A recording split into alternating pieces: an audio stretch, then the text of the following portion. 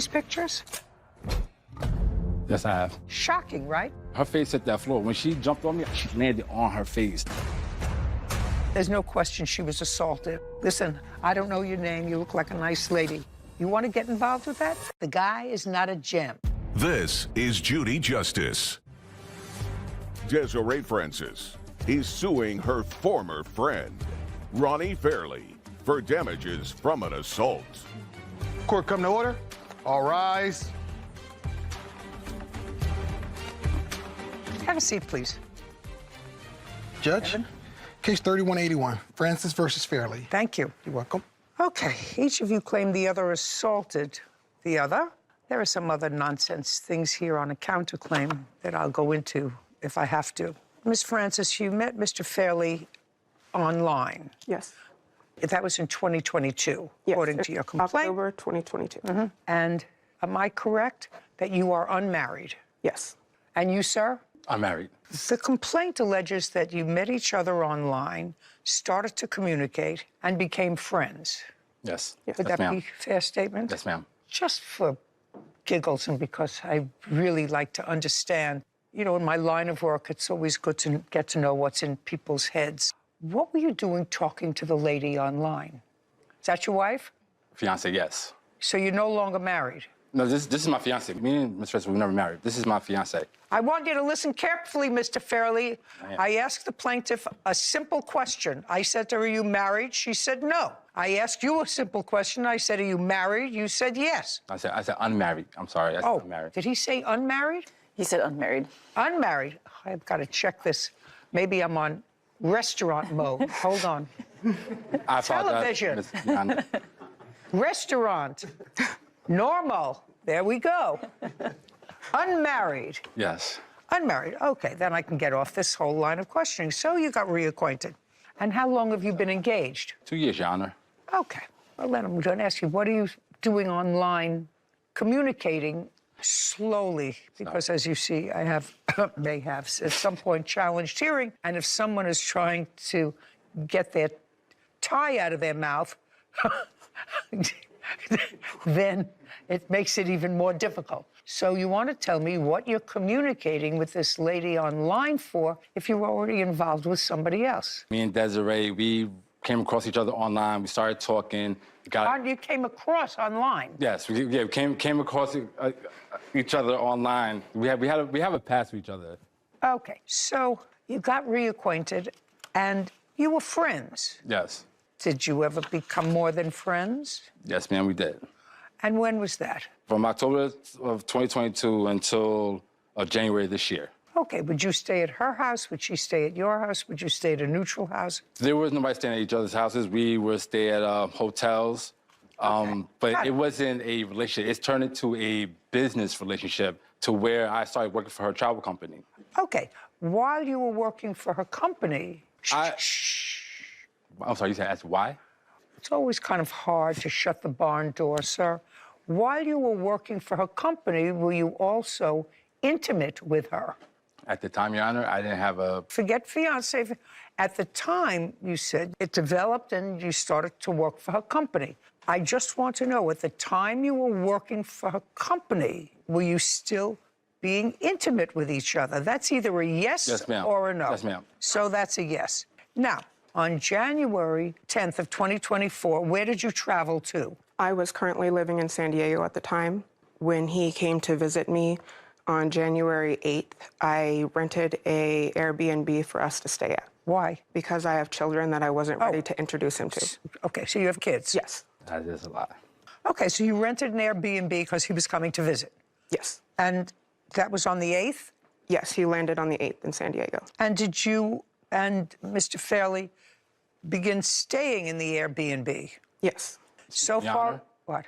I have met her kids. I actually have video and pictures with her kids. So the fact that she said I don't know her kids, I didn't meet her kids. No, she didn't say. I'm sorry, I just sound like She said introduce. Introduce. There's a Sorry. difference between introducing and having you there for breakfast when her kids wake up in the morning. I've been there for breakfast, lunch, and dinner. So I've been there. Yes, ma'am. Okay. This is what I don't understand, Mr. Fairley. I thought maybe I had misread it. The first line of your sworn answer says, Desiree and I have known each other since 2022. Desiree and I have never been in a relationship. I always made it clear that we were just friends. Then you go on to tell a story about what happened that is totally inconsistent with what I'm hearing today. So I'm just going to remind you, Mr. Fairley, that if you tell the truth right on top, you don't have to have a good memory. Because according to your answer, there was no intimacy involved. You were friends, and then you went to work for her. Well, that's not true.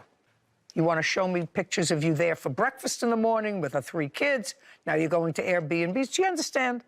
Okay, so let's try to keep it straight. What were you supposed to be doing the 8th, the 9th, the 10th, because you were there at least until the 10th? What was your, take a deep breath, what was your plan for that week? My plan was to only be there for a few days. The things that we had agreed on to handle while I was in town. Like what? For school, for work. Those are the 2 main things, for school, for work. What school? San Diego City College. Well, what were you doing with San Diego City College? I was going to school there, doing online classes. What? Yes. You were going to online school, so you had to go there? Well, I was there because things for financial aid I had to take care of. Those things for financial aid I had to take care of. That's the reason why I had to fly out there as well. I had this whole thing going on. Your nose is starting to grow. Is it? Better designs make more profit when it comes to print on demand. And now you can make pro quality designs without any technical skills or software. All you need is your brain and to open your web browser. Kittl lets you skip all of the time-consuming, frustrating, and expensive software so you can make beautiful designs by just using our easy drag-and-drop editor. Kittl is totally free to try, so click the link and make an account in a matter of seconds and test it out for yourself. With Kittl, you can create work that looks like it took you hours to make in a fancy design software. Not only does Kittl have millions of design assets and templates that you can customize any way you want, but our intuitive Kittl AI will help you create stunning images, clip art, even vector images, all from just putting in a text prompt. So let's take a quick look at how it works. From the homepage, we can search thousands of templates in a variety of categories, but for now, let's click on t-shirts, and then we're gonna type in camping, and look how many templates there are for us to get started with, completely customizable and ready to be used for print on demand. I love this one right here, which is a badge style, and I know it sells super well. Now let's simply change our text up here at the top just by clicking in. Then we can do the same thing down here with the bottom text, and I'll change adventure.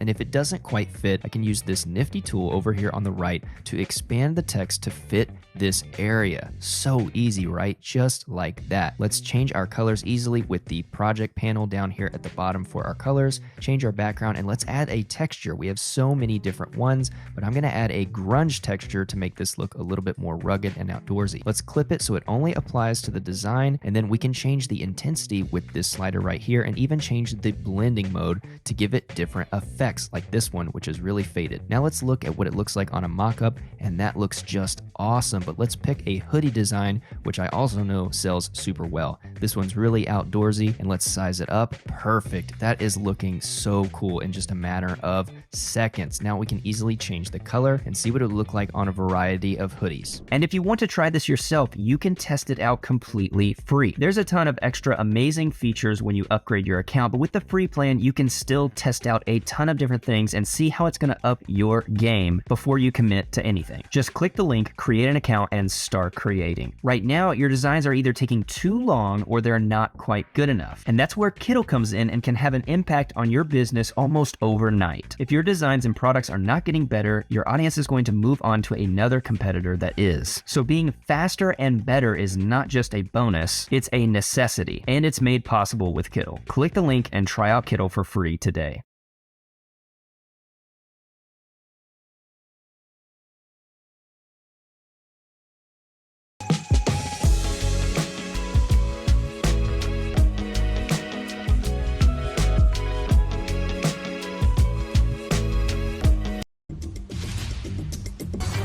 Desiree Francis claims her former friend, Ronnie Fairley, owes for damages from an assault. Ronnie is countersuing for car expenses and travel costs. Okay, so you had absolutely no need to be in San Diego to get a scholarship. As everyone knows, you do that online, and you go to school online. Going to school online means that you don't have to be in school. Don't say anything, madam. I want you to just listen, okay? Then you're armed with information. Then you can make a rational choice. Otherwise, he talks very fast. I'm going to introduce him to the truth probably at the end of this trial. Now, I'm trying to find out how you both ended up in the same Airbnb for 3 days. The plan for him coming there originally was for him to come and see his girlfriend. That would be you. Me, yes.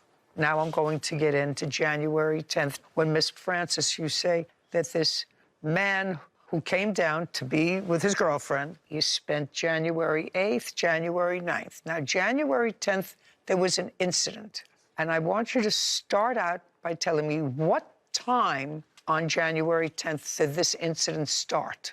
The incident started after returning from dinner that night. Tell me where you went for dinner. It was a gas lamp district in San Diego, just like a pizza place. Everybody drink? Yes. What was the drink of choice for him? Hennessy. Hennessy. Yes. And you? Wine. What time did you get back to the Airbnb from the restaurant? Around 10 p.m. Okay, now we're going to pick it up from there. So after we returned to the Airbnb, we started getting ready for bed. We got in bed and became intimate. No, we did not. When that happened, the defendant noticed that I had started bleeding. He told me to get the bleeding fixed. I told him... Just a second. Sorry, Your Honor. You have to understand something. Look at me. Women do not talk about that unless it's true. There are far more sexy things to talk about. Do you understand that, Mr. Fairley? So stop grinning. Understand, just as the same way a man wouldn't talk about the fact that he was having difficulty romantically and testified to that unless somebody was putting nails up his feet. That's not a story you make up. Don't speak. Just listen. Go. So when he told me that I needed to get it fixed, I explained that I had priorly been diagnosed with cancer, and I had been in remission, and I was scared that the blood that I was seeing was it coming back. When I told him that, he got angry and started packing his belongings. He packed a jersey that I had purchased for him that I told him I was going to have framed and mounted. He wanted to put that in a suitcase. I told him he was free to leave as long as he left that item. Was it expensive? It was a $600 jersey that I already had paid $800 to have framed. Okay, go ahead. I told him he was welcome to leave, as long as you leave that so that I can get it framed. He didn't want to leave it. He started getting in my face and yelling. I remember seeing his fist next to my face, and I remember him grabbing my shirt and my shirt ripping. After I remember seeing his fist, I was knocked unconscious. I don't remember falling to the ground. When I came to, he was leaving out of the door. I moved. How much later? I'm not sure how long I was unconscious. I don't believe it was very long, maybe a couple of minutes. Okay, go ahead. So when I came to, he was trying to leave. I remember him taking his phone out while I was up against the door bleeding, showing his phone like this and telling me that I was being a drama queen. I have photos of that incident. It was definitely not a drama queen, Your Honor. I currently have makeup to cover the scar that I have, but I have permanent nerve damage in my lip from this incident. I'm also missing a tooth and broke another one in half. I also had a closed head injury and a concussion. Okay, so I'm going to take a look now at your photographs and your medical record. You did go to the hospital. You Yes, didn't I say did. you went to the hospital.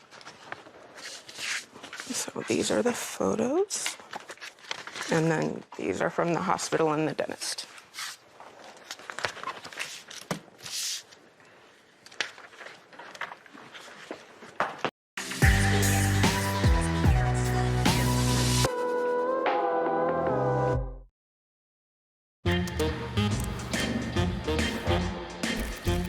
With its charm, the seaside, proper cuppa.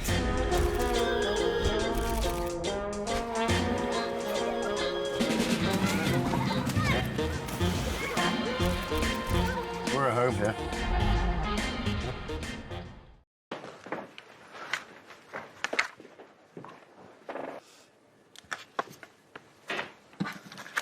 Okay, Mr. Fairley, let's start with you're there, you're back from dinner. Yes. It's about 10 o'clock at night. 10 o'clock at night on January 10th, I'm laying there in the bed. She was entering the bed to try to be intimate with me. I refused her multiple times already prior to that. Is what you're saying you refused on January 10th? Yes. Not on the 9th? No, on the 10th, Not on the 9th? we didn't do anything on the 9th. You weren't intimate on the 9th? No, we wasn't. What about the 8th? The 8th, yes. You're making it up as you're going. And then you went out for this romantic dinner on the 10th. I don't You went think it was out a romantic together. dinner. It was a pizzeria, but okay. It wasn't really a romantic dinner. No. Why, all of a sudden, on January 10th, after dinner, did you decide that you didn't want to be intimate with her? Because this wasn't the first time that this has happened. What had happened? With the incident with her bleeding. I told her, I understand the fact that you have cancer, you have everything going on, but at the same time, I do not want to be intimate with you.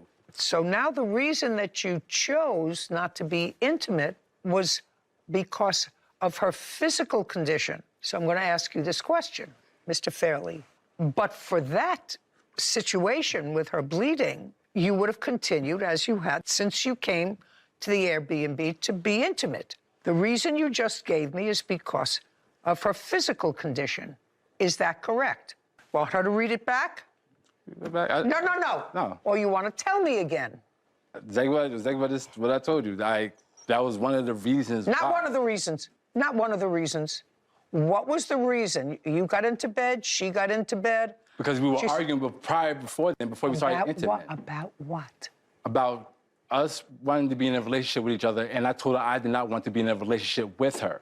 It really irritates me that you think you're smarter than I am. I never said that. I'm going to let you finish this. So she got into bed, and she was bleeding, and you said, I don't want to have any part of this. And then? This is before I knew about the bleeding. I pushed her off. She tried to get back on. I pushed her off again. That's when she scraped my private part, and I pushed her off again. Then she tried to get on top of me, and I said to her, Des, we are not doing this. Okay, so you said no, and then what happened? It went left, completely left. What? It went left. What does that mean? It went left, it went off the rails. Desiree Francis has accused her former friend, Ronnie Fairley, of assaulting her, causing permanent damage. Ronnie is countersuing Desiree for car expenses and travel costs. Okay, I'm trying to create a word picture for myself. You were arguing with each other. It was starting to get heated. Yes. You decided to get out of bed, right? Yes. And to go and pack. Yes. And then what happened? I'm asking her, please let me leave because this is going to go not the way that we want it to go. So when I tried to go to her to get her out of the way of the door, she starts pushing me back, starts pushing me. I turn around, and as I turn around, she's charging me from the back. When she charged me from the back, that's when I flipped her over because she jumped on my back, so I flipped her over me. And that's when she scratched me on the side of my face and everything, and that's when she fell to the floor. Like, she landed head first on the floor after she jumped on my back. How'd she get a split lip? Her face hit that floor. When she jumped on me, I flipped her. If she jumped on your back and you flipped her over, she would have landed on the back of her head. No, because like the way... Shh. If she jumped on your back and you flipped her over, she would have landed here. How did she get the split lip? She landed on her face. So she's like a scorpion. Basically like a scorpion. When your face is in the ground, your legs is up in the air towards your behind. That's what it was. And then what happened, sir? I got my things, I left. I went to a local hotel around the corner. I had scratch marks and marks on my hands and my face. Have any photographs of that? Yes, I do. I'd like to take a look.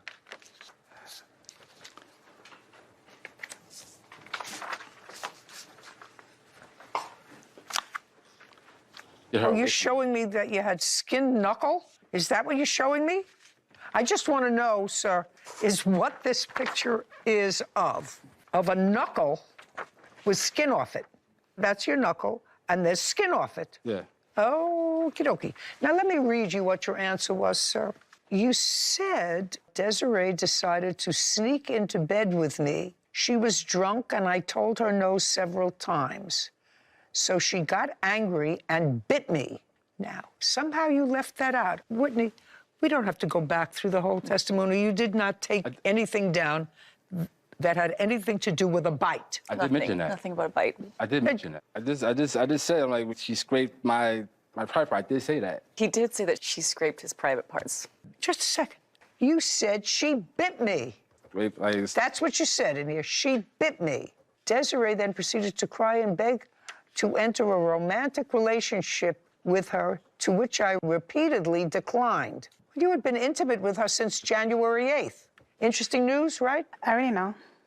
Oh, you already know, and you're jumping in anyway. Just wanted to make sure you know that this was January 10th, 2024. Shh. I know about all of this. Okay, walking in with your eyes wide open. Then you say, I got to the lobby and realized I forgot one of my suitcases. When I got back to the room, I found blood on the walls. Desiree had staged a crime scene. I quickly grabbed my stuff and left. You left out that fact, sir. You said you went to a hotel. Have you seen these pictures? Yes, I have. Shocking, right? Have you ever seen these photographs? I have. Where? She sent them to him and he sent them to me. Okay. He called me immediately when the situation happened. He called me. You know why I'm looking at you, right? Okay. Just want to make sure that the two girls are in sync. There's a whole lot behind it. There's a whole lot behind it. Yeah. Nothing behind January 8th? I knew about it. Good. Okay. I have her hospital record, sir. There's no question she was assaulted on the night of January 10th. I've heard your side of the story. The only injury that I see in the photographs that you gave me are injuries consistent with her being punched in the face. You have a counterclaim that she assaulted you. That part of your counterclaim is dismissed. I saw no physical injury other than the physical injury that probably resulted in you punching her in the face when you got your knuckles scraped. You have some other nonsense in this countersuit. Desiree let me use her company car. Our agreement was that any maintenance would be covered by her. I had to pay for new tires and oil change. How often did you use the car? About a year. Is that because you didn't have a car? At the time, I didn't. What did you do with the car after the year? The car actually got repossessed. When? The car got repossessed, I would like to say in, October? What are you looking at her for? I'm trying to remember the time that it got repossessed. Well, in a month. so there were... It was in 2024. It was early 2024. After January? No, after this incident? No. It was before the incident. Oh, you have a counterclaim for car expenses. That part of your claim is dismissed. Now talk to me about a plane ticket. What plane ticket are you talking about? She promised me verbally that she would pay for my plane ticket to go back home. And she didn't for a year. No. Right? No. Forget about it. Listen, I don't know your name. You look like a nice lady. This man wouldn't know the truth if it came up and introduced himself right to his face. Correct. Look at his face. He's used to getting over. You want to get involved with that? You look like a nice lady. Do you work?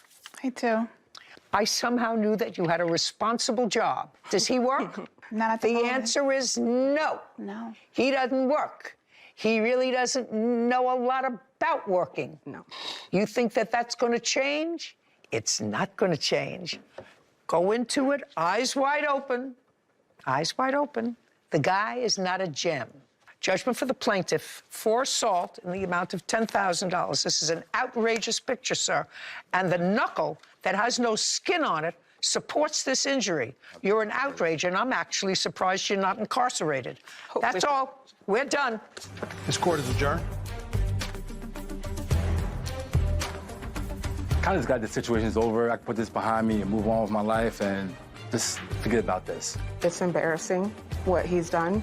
No, I did not assault that woman at all. I didn't know that he had a fiance. I thought he was completely single. I pretty much laughed because I knew that she set up the whole thing to make it look more than it was. It wasn't staged. It was from me being pushed backwards after being punched. Close this chapter, move on with my life, and put her behind me. I don't want it to happen to anybody else.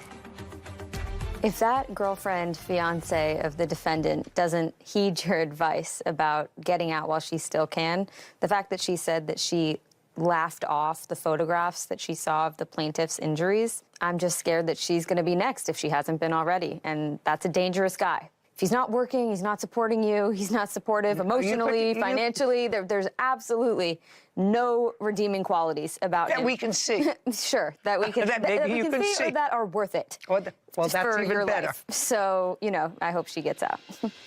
Case 3043, Huntsman versus Valdez. All parties, please step forward. Vincent Huntsman is suing his former employee, Jesse Valdez, for an unpaid loan and fraudulently cashing one of his checks. Mr. Valdez, from when to when did you work for Mr. Huntsman? Sometime early July to November 1st. Of 2022? 2022, yes. And in September of 2022, what was the address where you were living? September 1st, it was Midvale, Utah. And how long did you live there? I'm still currently living there. And in order to get that apartment, you needed security deposit. Yes. Now, you were working for Mr. Huntsman and doing insulation. Yes. And he wanted you to be a worker, and you wanted to be a worker. You have children, one or more? 2. Do you have a wife? Is not an answer. She's a girlfriend, sorry. Yeah. You have a girlfriend. Is she the mother of the 2 children? She is. Does she work? She does. And you don't work anymore. You are a stay-at-home dad. Currently, yes. I do what I can. You needed security deposit for this apartment when you moved in. I didn't need it. Well, in order to live there, you had to have security deposit. Yes. And you didn't have it. Correct. And the total security deposit that was needed for this apartment was $2,800. Correct. You were also living there, in addition to your girlfriend and 2 children, with one other employee who was a friend of yours? It's my cousin's boyfriend, but also a friend, yes. He was eventually evicted from the apartment. He was. Now, you took from Mr. Huntsman the $2,800, which is currently with the landlord. It is, yes. And according to what I read, the money was going to come from your work. Yeah. For Mr. Huntsman. Yes.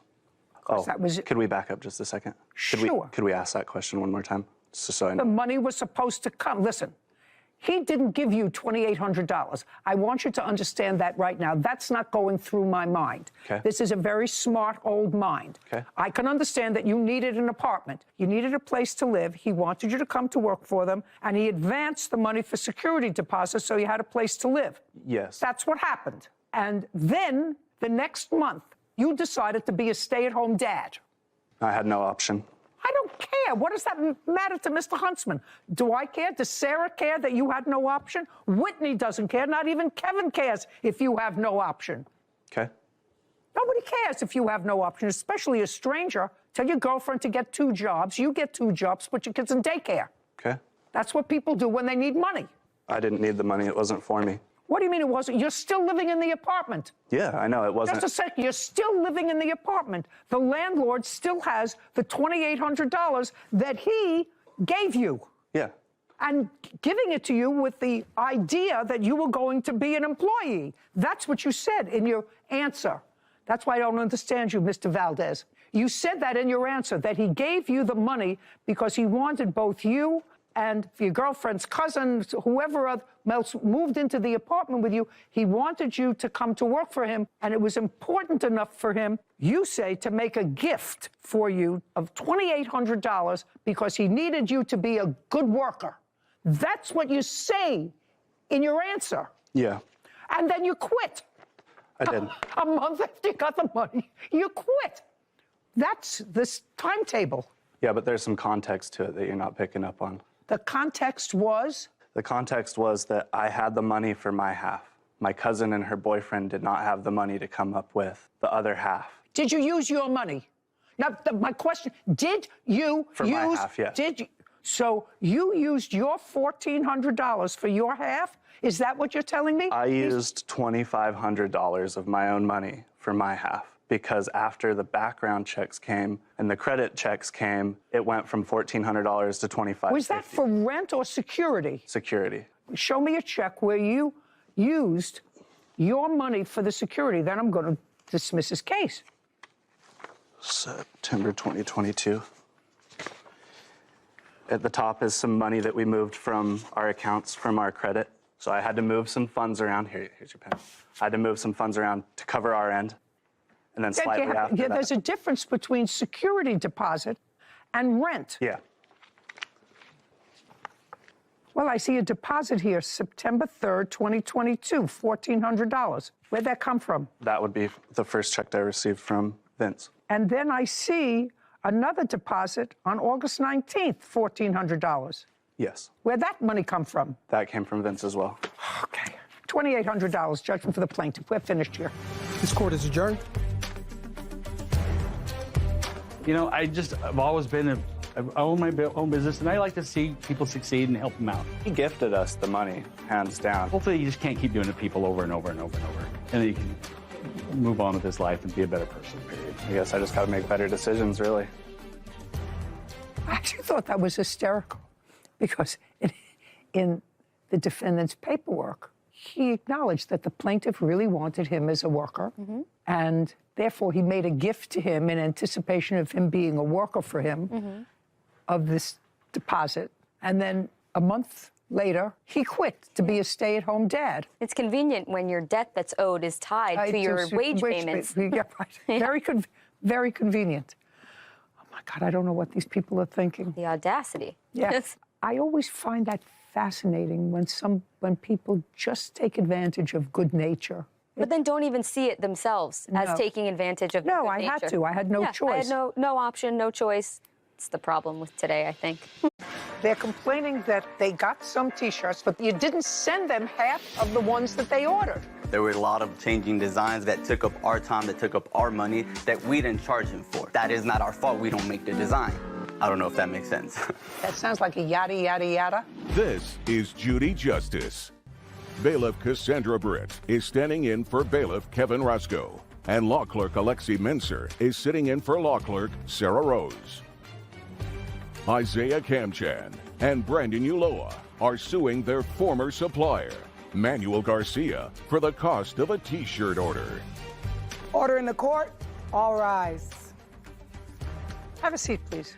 Case number 3072, Kamchan Ulola versus Garcia. Thank you. Who is Mr. Kamchan?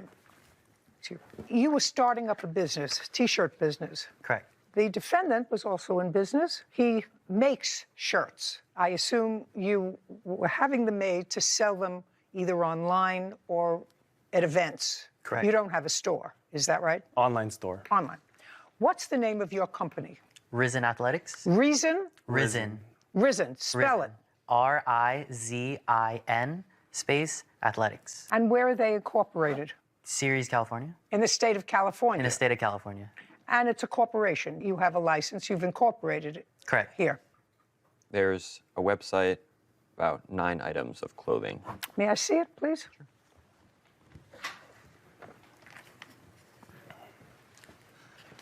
Sure. Make it go. Could you go back to, okay, I just want to see where they order them from. Great. And what's the name of your company, sir? MFP Studios. MFP Studios. Correct. Where are you located? Los Angeles. How long have you been in business, Mr. Kamchan? About a year and a half. Did you make any money the first year you were in business? Yes. How much? Approximately 10,000, a little over. Nice. In that first year, did you get any merchandise from Mr. Garcia? We did. So you made some money from the merchandise? Not from his clothing, actually. Not from his. What other company do you deal with? We did wholesaling through Champion, the website. Champion is a wholesaler? I thought they were a retailer. So they have a website where you can wholesale and buy a bunch of garments that they allow you to reprint on and sell. So that's what we did originally. I found an Instagram page for MFP Studios. The website is coming soon. I have the website currently closed right now. Currently closed. Yeah. You what?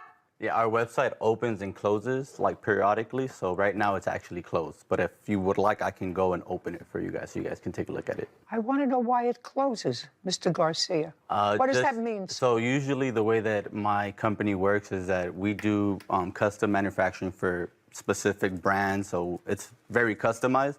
But at times I do produce blanks on my own where I'll put on my website. Currently we don't have any, so my website is closed until we produce them and then we post them on our website. I don't know if that makes sense. Doesn't make sense. How much money did the plaintiffs send you to produce T-shirts for them? How much money for the T-shirts? How much money did the plaintiffs send you to produce T-shirts for them? And I'd like to see the order. Okay. Can I see all the papers? Would be the invoices for the T-shirts.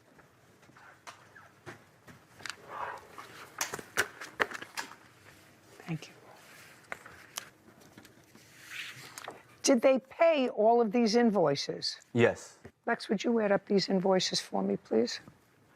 How many T-shirts were they supposed to have? Total should have been approximately 320. Is that correct? That's correct. That's correct. How many did they receive? That's what this case is about. Correct. They should have received at least 180. So about half. Correct. That's not true. Just a second. Okay.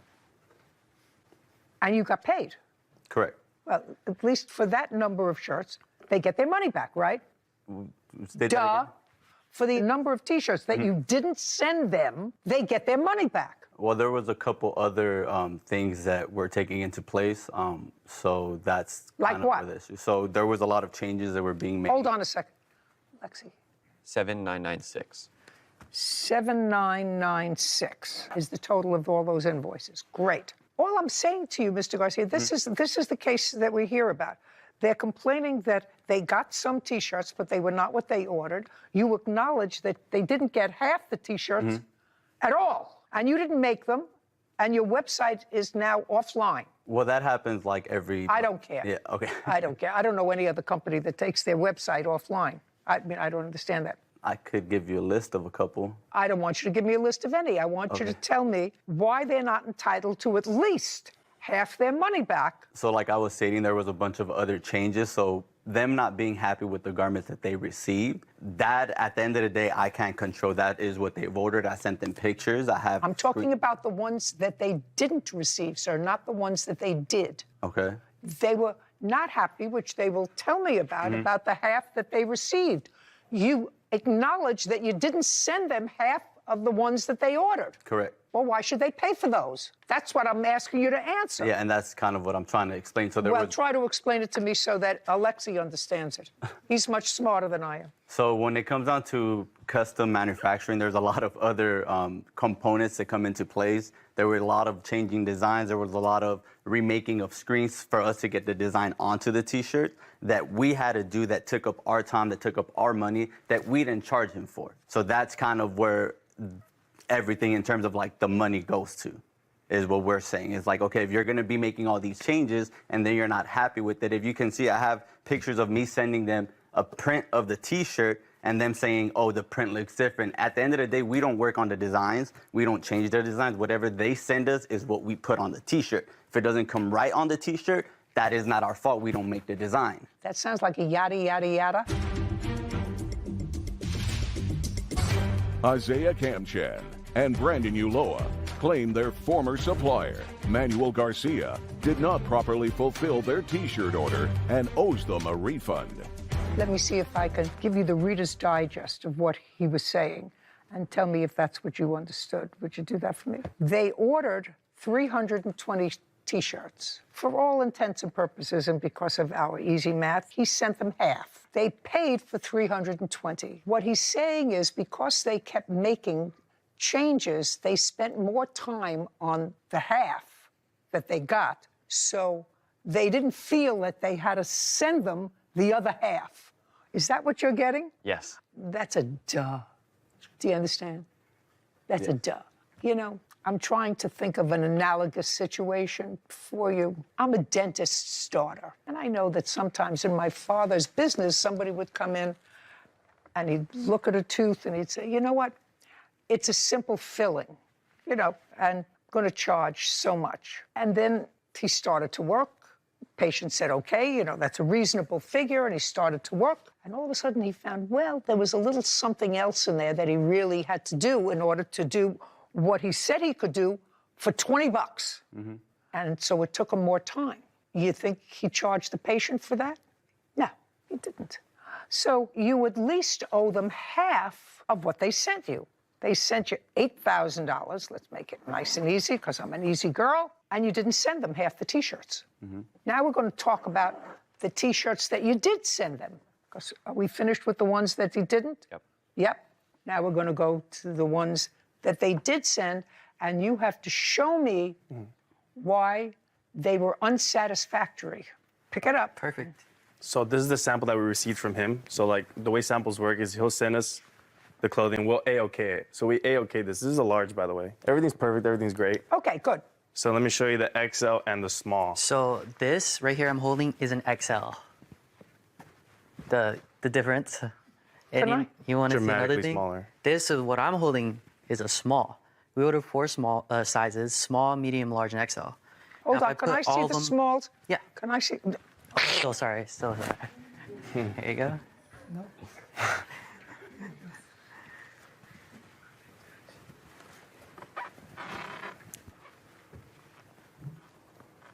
Well, this could be a small, a big small, but small. Can I see the extra small, please? Extra large. Extra large? Yeah. Yeah. Same as X size. They're the same size. The small and the extra large, if you hold them up together, they're exactly the same size. Lexi, hold these up together, would you please? Let me see. He said they're the same size. I don't think so. Could I? One certainly looked bigger to me, but not a small and an extra large.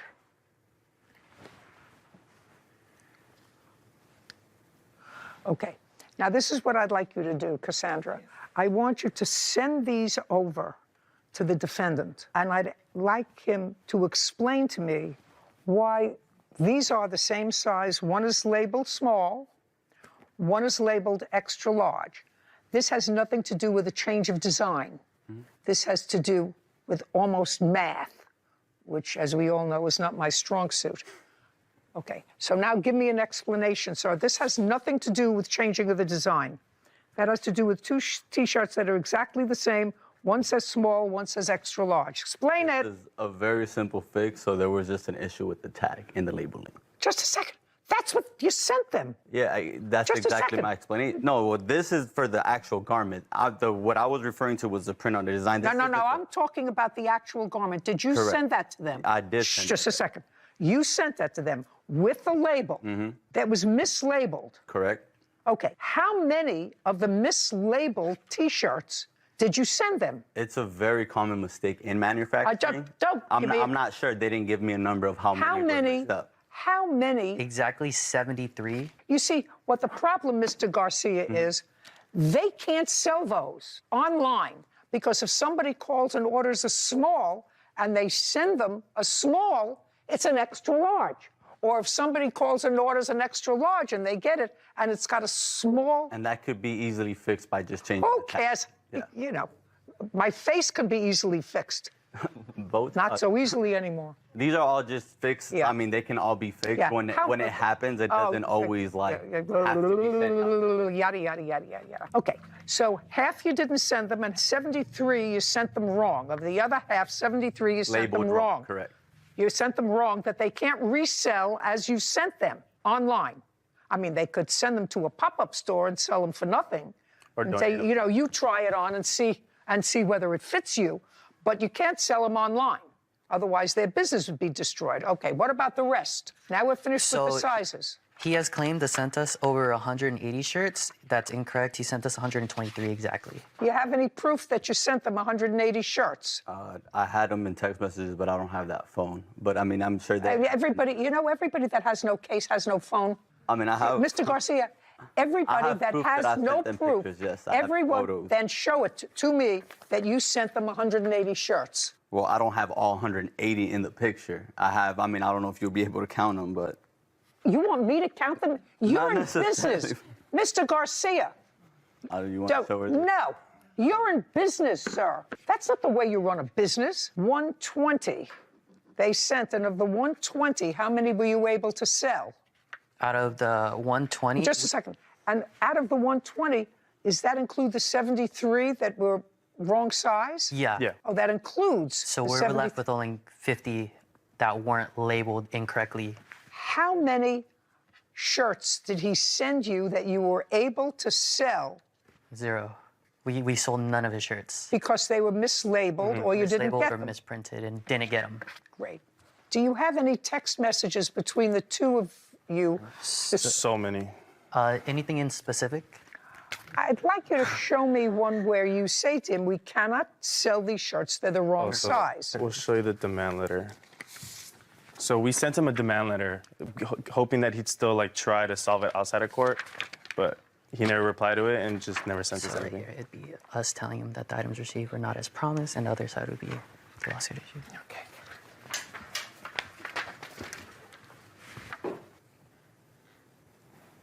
You say in this demand letter that you are requesting, first of all, he doesn't communicate with you when you send him information back and forth. So you say, sir, since you do not wish to communicate us, here's an official demand letter. Yes. You say that you paid him $15,986. Correct. Well, that's not what your lawsuit is here. Isaiah Kamchan and Brandon Uloa have accused their former supplier, Manuel Garcia, of owing them a refund after sending the wrong T-shirts. Okay, did he send you any T-shirts? No T-shirts. So how much did you pay him? All in all, minus the setup fees that we're also suing for, it is exactly... No. Oh, sorry. I want to know where the $15,986 comes from. So in this order, we did order 320 pairs of shirts, but we also ordered 240 pairs of shorts that we're not suing for. Why? He fulfilled that. He fulfilled the short section. He filled the short Yeah, section. fulfilled the shorts. Is that what's on your website for sale? Yes. Yes. The shorts. The shorts. The shorts. So it's just the shirts. T-shirts. Yeah. Shirts. So you did fulfill the order for the shorts. Correct. Do you have a pair of those shorts for me to see? I would just like to take a look at them. No. We did not, because we weren't aware. We weren't suing for those. No, I understand that. Did he get the shorts with the same screening as on those, or are they different? Different screen. Design. So different setup fees, different screens. We paid for that. We're not suing for that portion. We have Just invoices for them, though. Can I see? Yeah. Shorts. Because there were shorts on their website, right? It might be in there. Are they blue? Right there. Yeah, Blue, they're red, blue, and black. red, and black. Blue, red, and black. And they just have a little design on Yeah, it. correct. These are all invoices, but if you want to show a specific... And they were okay? They're going to... Yeah, they're okay. Okay, well, they're on your website, so you're selling them. Yeah, so that's going to be shorts for prints, and we also... The T-shirts are not on their website, correct? There are some. There. Can I see? There are 2. One T-shirt. Yeah, here, that's not it. One T-shirt down. And that's not it. Okay, so those are not on the website. And, Got it. And one other, but that's also That's not it. not it. That's certainly not those T-shirts, not the same screen. Something missing in there is the invoice for the shorts material. We are suing for the screens in that. That's the only reason that invoice is here. Because he charged us for owning of screens and films that he told us we had to pay for that we owned and we never received as well. Screens and Yeah, so when... Tell me, explain that to me. So when making clothing, you pay for garments and then you have to pay for screens and film. So screens is like these big metal square frames, and then you put a Did film you on pay it. for those? We did, which are in those invoices. The only invoice we're missing is our shorts. Did you receive those screens? Well, I made them, so yeah, I had them. Did you charge them? Yes, I did charge them for them. And where are they? Well, we don't turn in the screen, so so the way that screen printing works is that when you burn screen, you hold them for only 2 months. You don't store them for months and months on end, so after 2 months, if they're not being used, if we're not printing with them, we recycle them. Mm-hmm. The films is just a piece of paper that I do have handy, so. He told us that we own them and we could receive them whenever we want them for future references. So that's why we had asked for the... So you destroy them? Correct. Okay. So there we get to the $9,000. Actually, $9,100. Are you, Mr. Garcia, is your company incorporated in California? I forgot the answer to that question. Is not an answer. No, I mean, I'm self-employed. You're self-employed? You have a company, you said? Yeah. Well, if you have a company, then you have to be incorporated. Well, have like an LLC, is that what you're referring to? Or an LLC. Do you have an LLC? I do have an LLC, yes. Do you have what's the name of it? MFP Studios. Do you find that registered in the state of California? Is it registered, sir? It shouldn't, yeah, but it probably won't be under that name. It would be under All Hills. Under what? All Hills. So a different name. I have the paperwork. I don't know. Doing business as MSP Studios. Why? That's just the way that I was set up. So that when I got an LLC, it was through one of my business partners at first. So then he just gave me How many business partners do you have? I just have one. Who is Well, he's that? not even a business partner. He just gave me the LLC so I could use it. Great. Yeah. We're finished here. You haven't used his services. I can't say company. You haven't used his services since No. 2022. Correct. Okay. Got it. Judgment for the plaintiff for the amount of $9,100. We're finished. Thank you, Your Case Honor. is now Thank you. closed. Court is adjourned.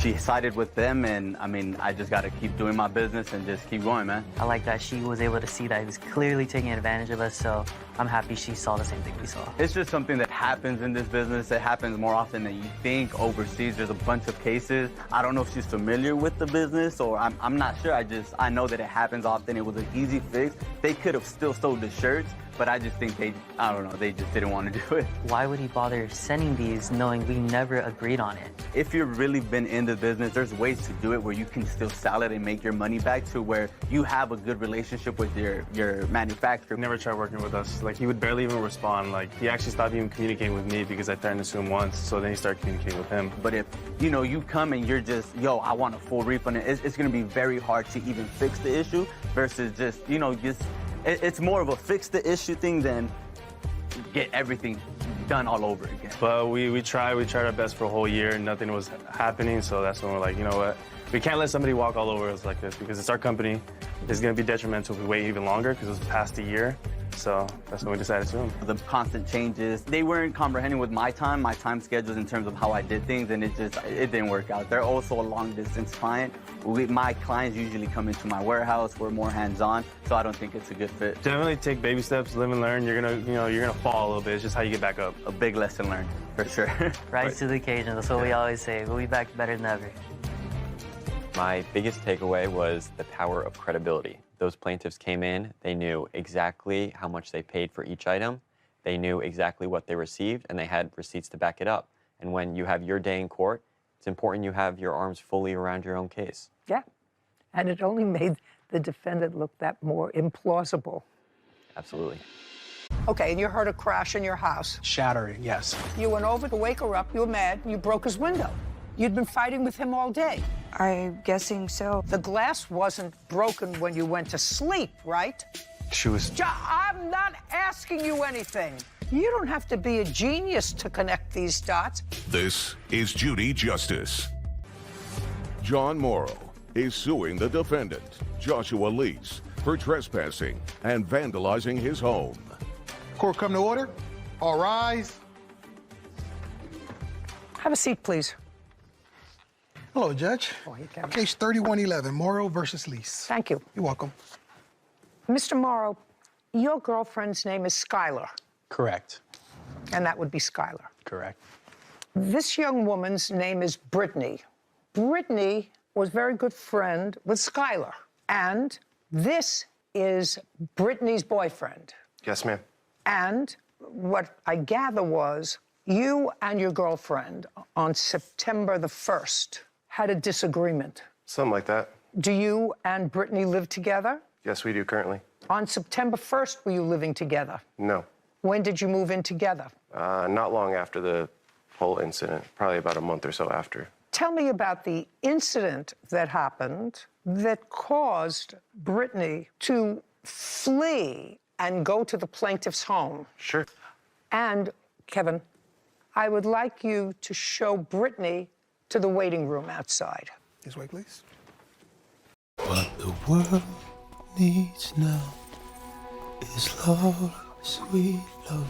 It's the only thing that there's just to love.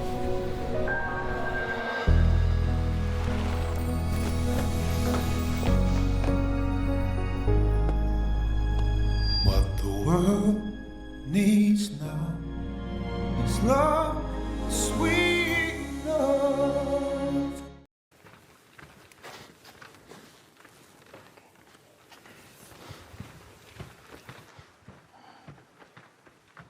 All right. right, Mr. Lees. Now I'd like you to tell me what happened between you and Brittany on September 1st. She had gone out drinking with Skylar and Mr. Morrow. I was upset that she went out drinking because we had alternate plans. Okay, just a minute. Had you been working? I had worked. And when you came home, how did you find out that she was out with... She told me. She said I went out drinking. How did you communicate? In phone. By phone? Via text. Just a second. Back By and text. forth. So you came home from work. Mm-hmm. She said, we're done, we're coming in. It was later on that night. It had to be a couple hours after I took a shower, and said that she was coming over to the house. To your house? Because she knew I was upset, that she had gone out drinking. She was intoxicated, so I was upset. Oh, just a second. She said she was intoxicated. Well, just because of the text message change, you know, you could hear, you know, the drinking. You know, you can kind of tell somebody's getting inebriated. Why don't you show me the text messages on your phone? Of our back and forth? Yes. I had gotten a new Everybody phone. gets a new phone. Everybody gets a new phone. You know how long I've had my phone? It still has a button on it. Still a flip? Yeah. Find the text messages so that I can see them. Months. We have the exact date, September 1st, 2023. That was of the incident, correct? Mm-hmm. Kevin, would you have, please, the witness find that communication starting in September? She would probably have it before I would. Just a second. Yep. You have to ask her. Stop at October 15th. Skylar, did Brittany communicate with you by text or by phone? By text. Okay. While I'm taking the rest of his testimony, would you check your phone, please, to see what the messages are on your phone for September 1st? Would you do that? Thank you very much. Okay, Mr. Lees. So you were annoyed because, as far as I believe you testified, you could tell that she was inebriated and getting drunker by her text messages. What prompted her to come to your house? Because she wanted to see me. She wanted to come over. She was going to come to your house. And which she did. She did? And what time did your girlfriend get to your house? It was late. It was midnight-ish. Did she come into your house? Yes, she came in. Just a discussed, second. Yeah. Did you let her in, or did she have her own key? No, she don't have her own key. So you let her in? Yes, because she's... Now, I want you to start from the point when you let her in the house. I just was upset with her. I want you to tell me. Upset is a state of mind. I want you to tell me what she said to you and what you said to her. She wanted to stay the night. She was obviously, you know, trying to sleep over. And I was still upset. She said, fine, I'm going to John's house. That's all that happened? And she said, if you want to come over, you're more than welcome over. I'll be sleeping in the front room. Okay, so you were upset. What did you say when you were upset to her? I just wanted space. I was irritated at this point, and I worked. So you said you wanted space? Yeah. Now, she was going over to this gentleman's house where her friend was. Is not an answer. Ma'am. And she left, and she drove to John's house. Yes, ma'am.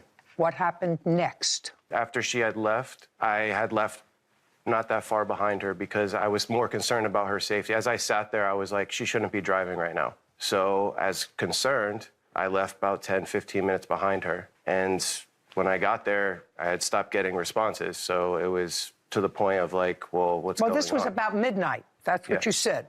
And you she had left like an hour after. We sat there for a little bit and talked. Oh, well, you forgot to tell me that. Yeah. Well, You sort of forgot to tell me that. You said you wanted space. I did. I was just over the night and everything. It was a long night at work. So now we're at 1 o'clock. Because if you said you My chatted... time frames might be off a little bit here. They better get straight, sir. You've been in court before? In the past. In the past. As a young one. Okay. So, you know, it's important that you remember, and you've had some time to remember because, according to you, you weren't drunk. You had just come home from work. So you should be clear-headed. So you did chat with her for an hour. Tell her how upset you were, and she wanted to stay. And you're like, all right, then I'm going to John. It happened in a very civilized fashion. Is that right? Yes, ma'am. Yes, ma'am. She can't take down I'm sorry. Okay. And she stopped responding to you. At some point, when you tried to text her, she was in John's house. Yes. That's what you said. Yes. What happened next? And then I got irritated that you know, she stopped responding. I just said, well, screw it. I should go home. I was getting eaten up by mosquitoes. And she did say, come knock on the window if I fall asleep to wake me up if you want me to come back over. Just a second. When did she say that to you? Before or after you told her that you weren't interested in her staying for the night? She said, if you change your mind, come knock on the window. I'll be in the front room. She said that by text? No, in person, in front of my garage as she was leaving. Do I look stupid? There's no sign here? No, ma'am. Okay. So you've been texting each other, but that she told you, she said, come and wake me up. If you change your mind. By knocking at the window. Because I didn't want to have sex. I was irritated. Well, what did you want to have when you went over to his house at 3 o'clock in the morning? I kind of want to apologize for being a... Okay, so this is what the case is about. He broke the window in your house. Correct. And you wanted him to pay for the repair of the window. Correct. Got it. Simple as that. Should be. Now you can bring in Brittany. Morrow claims the defendant, Joshua Lease, is responsible for breaking his bedroom window.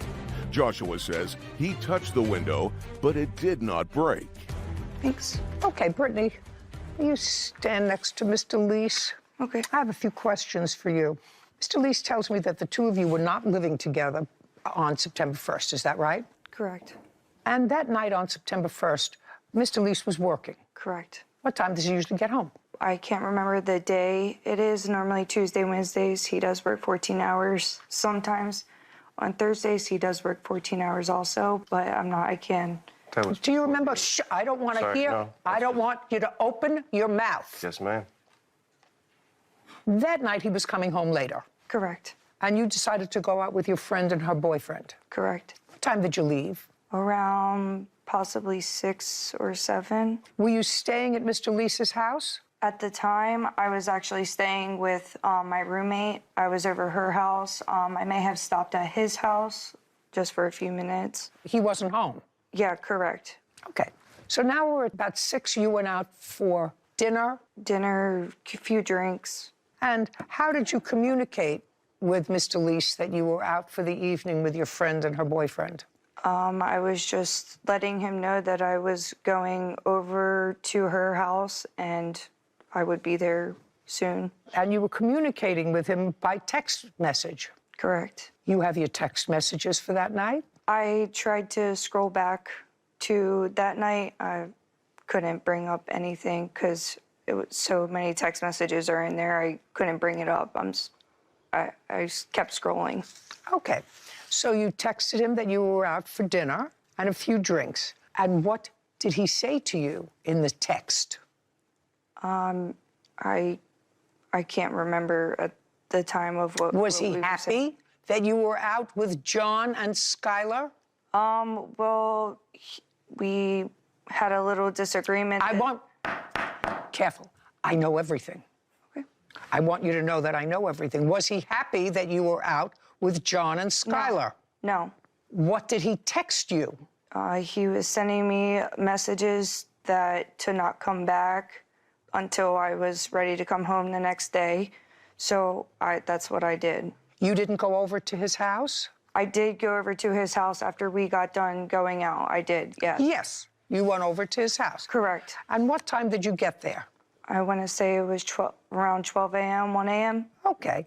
And what happened when you got there? He politely asked me to leave, and I tried telling him, like I wanted to try and work it out with him. And he politely asked me to leave again, and I continued to stay there, trying to, overbear him with everything that was going on. Like what? Of us arguing, of me going out with them. What was wrong with going out with them? No, look at me. Brittany, I'm asking you a question. What was wrong with going out with your friend and her boyfriend? What did he say was wrong with you going out? I was too intoxicated at the time. Is that what he said to you? I believe so. Were you drunk? I was. Did you drive to his house? Before you we drive to his house at 12 o'clock? Yes. Drunk? No, I was not drunk. Well, just a second. You either were drunk or you weren't drunk. You said he was mad because I was too intoxicated, and you drove there. Were you drunk or were you not drunk? Now you're not drunk. I was drunk. I was very much drunk. So you drove drunk. Correct. And he told you to leave. He did. Politely. Politely. Just a second. Politely at first, yes. Politely. I just want to tell you who you're dealing with. I'm 80 years old, plus one. This is not stupid. How did he tell you to leave? At first, he nicely asked me to leave. And then I kept going on and on, continuing to ask him if I could stay. And it kept making him upset. It made him upset, which is understandable. I get that. And then what?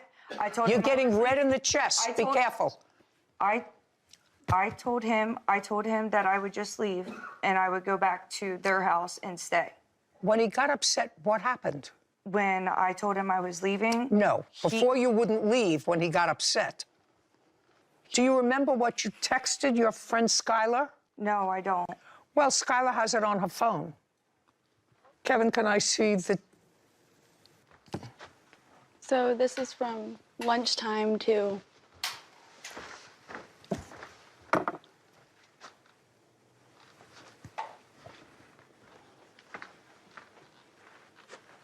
Well, you had been fighting with him all day. You'd been fighting with him all day. That's what you told her. I'm guessing so. I don't... What do you mean you're guessing so? That's what you told her. Am I reading this wrong? You weren't fighting with John. No. You were fighting with him all day. I don't remember anything that I had said. What's your first name? Yours. Joshua. Me and Josh have been fighting all night and day. I really don't want to sit around and think about anything. I've had 2 hours sleep, and that's it. Does that sound familiar? Yes. She tells you you need clothes. I can see if I have anything in this bag, but I doubt I do. I'm crying. I'm trying to calm down before I get there. Does that sound familiar? I don't remember. You're literally dumb. You'll let your man hit you, and you won't call the police. That sound familiar? I don't remember any of the messages. Stand up, please. John Morrow has accused the defendant, Joshua Lease, of breaking his bedroom window. Joshua claims John is overcharging him for a window he did not break. Did you say to your friend Skylar he wants to resolve it, and he was saying he would literally give John money to help fix it? He just wants everything dropped because the police were called, correct? Correct. Okay. And this is you talking, correct? Correct. He was just trying to come wake me up to talk and apologize to me, and didn't think when he knocked on the window it was that hard. He said he truly didn't mean it at all and has repeatedly said he's sorry. Is that what you said to your friend Skylar? Correct. All righty. And then the response is, Brittany, he wrapped his hand around a blank shirt to punch the window out. He was just knocking. Are you blank kidding me? Are you guys getting back together? And you respond, he said he didn't wrap it up at all. He just said he just had it in his hand and didn't even use that hand. It was the opposite one. And I don't know. I told him things need to be resolved and things need to get fixed. If Johnny could just drop everything, I would be happy. Josh is going to make everything right. Now, how did you know Josh is going to make everything right? Because you spoke to him. Correct. And he told you he was going to make everything right with the window. He just didn't want the police involved anymore. I'm listening. Correct. All righty. What's the issue, Josh? You went over to wake her up. You were mad, and you broke his window. The window wasn't broken when I went there. So your girlfriend's a liar? I'm not saying she's a liar. That's what I was pressed. They were like, either you're gonna... No. I'm not talking about the police. I'm talking to you about what you said to your girlfriend. She says you told her you're just going to make it right. Yeah. You'll make everything right. You just don't want the police involved. He was upset. I mean, what am I supposed to do? I was trying to make everyone happy. I'm trying to be a peacemaker here with this. All right. You were awakened, I don't know, it says 3 o'clock in the morning. Is that the time it was? It was about 4:51 a.m. Okay, and you heard a crash in your house? Shattering, yes. Okay, and what did you do? The house. Jumped up out of bed. We were dead asleep. Couldn't tell where it came from, so started searching the rooms to see what happened. Brittany came out of her room. We asked her if her window was okay. She said, yeah. So I'm checking all the other windows throughout the house. Can't find anything. Finally, I go into Brittany's room, and there's glass all over the bed she was sleeping in, because the window was right next to the bed. Now, you remember that? That sound familiar? Brittany, pay careful attention. I have the phone. Does it sound familiar that there was broken glass in the room where you were sleeping? Correct. All right. Perfect. The glass wasn't broken when you went to sleep, right? She was... I'm not asking you anything. The glass wasn't broken when you went to sleep, was it? Correct. You remember Johnny coming down to look to see what the noise was? Yes. You remember Johnny coming down in the early morning to see what had happened? Yes. Do you remember him going into your room? Yes, but that was after, like, we searched the entire house. He searched with you. And then when he went into your room, where you had been sleeping, I assume, the window that was broken was in your room. Correct. All righty. You don't have to be a genius to connect these dots. I have a great-grandchild who's going to be a year old tomorrow. He could connect these dots. How much did it cost to fix the window? The replacement window was $81.20. Do you have the... I do.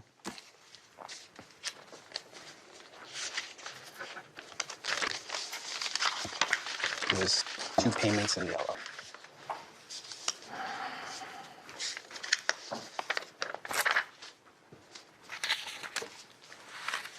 $2,081. Correct. Judgment for the plaintiff. Thank you very much. You better rethink this. I'm telling you, you better rethink it. For your own sake, you better rethink it. This court is adjourned. I didn't break the window. And $2,100 for a window in Florida, that's not impact proof. That's insane. I think the judge was very fair and could see through their lies and their story of what happened that night. Just a casual knock, and maybe my bracelet hairline fractured it, but I didn't break that window when I left there. Yeah, well, it was definitely broken. We have pictures and video of it as well. I'm happy it's behind me. It's outrageous, $2,180 for a window. That's unheard of. I think instead of running around breaking windows at 4 a.m., he should probably get a second job so he could afford his actions. It should be bulletproof for that price. Thank you, Judy Justice. Thank you. So to all the young ladies out there, there are warning signs. And sometimes the need to nest, which most women have, obscures your good judgment. But if you have to flee somebody once, it should be the only time. Sure. Even if they get annoyed at you going out for dinner and drinks with your friend and her boyfriend or partner, you know, red flag. That's the first one. That doesn't jive with, I came home from work, 8:30, 9 o'clock. I was tired. I worked 14-hour day. And then you're up 4 o'clock in the morning because you've been texting back and forth, which both people conveniently couldn't find. Interesting that the witness could find it. But she seems like a mild young lady, Brittany.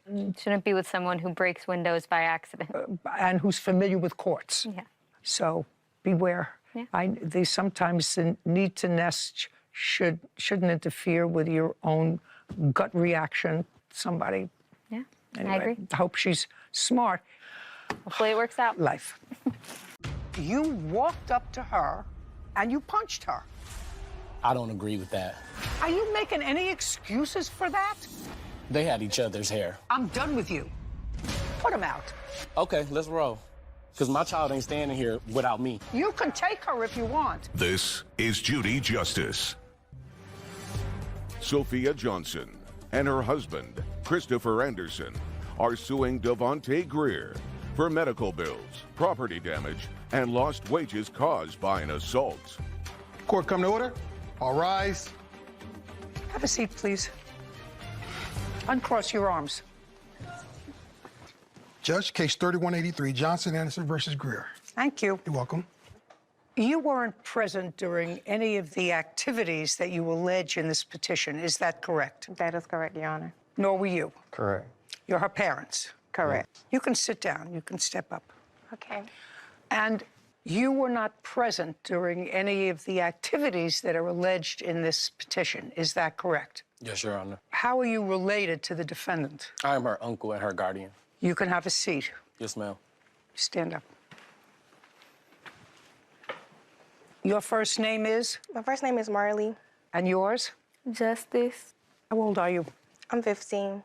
And you? 14. How long have you known each other? We met each other this year. Who was new to the school? Me. You were? Yes. Just this past semester? Yes. Okay. Marley, this petition says that you had some difficulty with the defendant. Yes, ma'am. And that she assaulted you, that you were injured, and that was not far from school. Yes, Your Honor. Okay, so I'd like you to keep your voice up and tell me when this happened. Okay. This all started September 21st in 2023. December 21st, and I want you to do something. You know, young people know how to listen to each other when they talk fast. I am no longer young. You don't have to speak in slow motion, but speak the way I'm speaking. Okay. Got it? Got it. Good. December 21st. Okay, September 21st, 2023, me and Justice took a class together, and it was our last period class. We were taking a test, and our teacher had stepped out the room for a second. Yep, you're talking fast. Okay. Your teacher asked? No, our teacher had stepped out of class for a second, and me and my friend started talking. When the teacher arrived back in the classroom, she said, "Stop talking to us." We stopped talking, but Justice and her friend were continuing to talking behind us. So my teacher told me to bring her my test, and I was going to receive a 0 for the test. Okay. And then I told her that that was not me talking. So my teacher told me to point at who was talking. So I pointed at Justice. Was Justice talking? Yes. You remember this incident? Yes. Were you talking? Look at me. If you tell the truth, you don't have to have a good memory, right? Because one way or another, he's taking down everything, and this is not my first rodeo. So I'm going to ask you a question. After the teacher told them to stop talking, did you continue to talk? No. Okay. Did you hear Marley tell the teacher that you were talking? Yes. And when Marley told the teacher that you were the one talking, did the teacher ask you if you were the one talking? No. What did she do? I really don't remember what did she do, but... We're not talking about 5 years ago. We're talking about an important event. Something bad happened to you as a result of this event. What do you mean you don't remember? Look at me. What happened after Marley told the teacher that she wasn't talking, you were? I got angry, because... You got angry? Yeah. Okay. That's not unreasonable. You got angry because? She pointed at me, and I wasn't talking, and she told the teacher it wasn't me. So did you tell the teacher it wasn't you? Yes. And what did the teacher do? Come on, come on.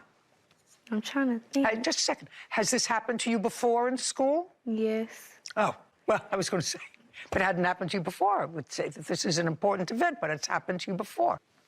What did the teacher do with regard to your test? I don't know. I think she took the test, too. She told me I couldn't take it anymore. Okay. And what did you say to her? I said, "Don't point at me." And she pointed at me again, and I said something like... Let me hear what you said to her. I called her a B word. Okay, and you said that in class? Yes. Okay. And then the class was ultimately over? Yes. Tell me what happened after class. Well, after class, me and Justice got in, it was an altercation, but it was verbal. In the classroom? Yes, and our teacher sent an administrator to come get us out of class and talk about it. And Okay, because you started yelling at each other? Yes, Your Honor. In front of your teacher? Yes. Okay. The administrator told us, is it a big deal or not? Me and her both agreed it wasn't a big deal. It was dead right there.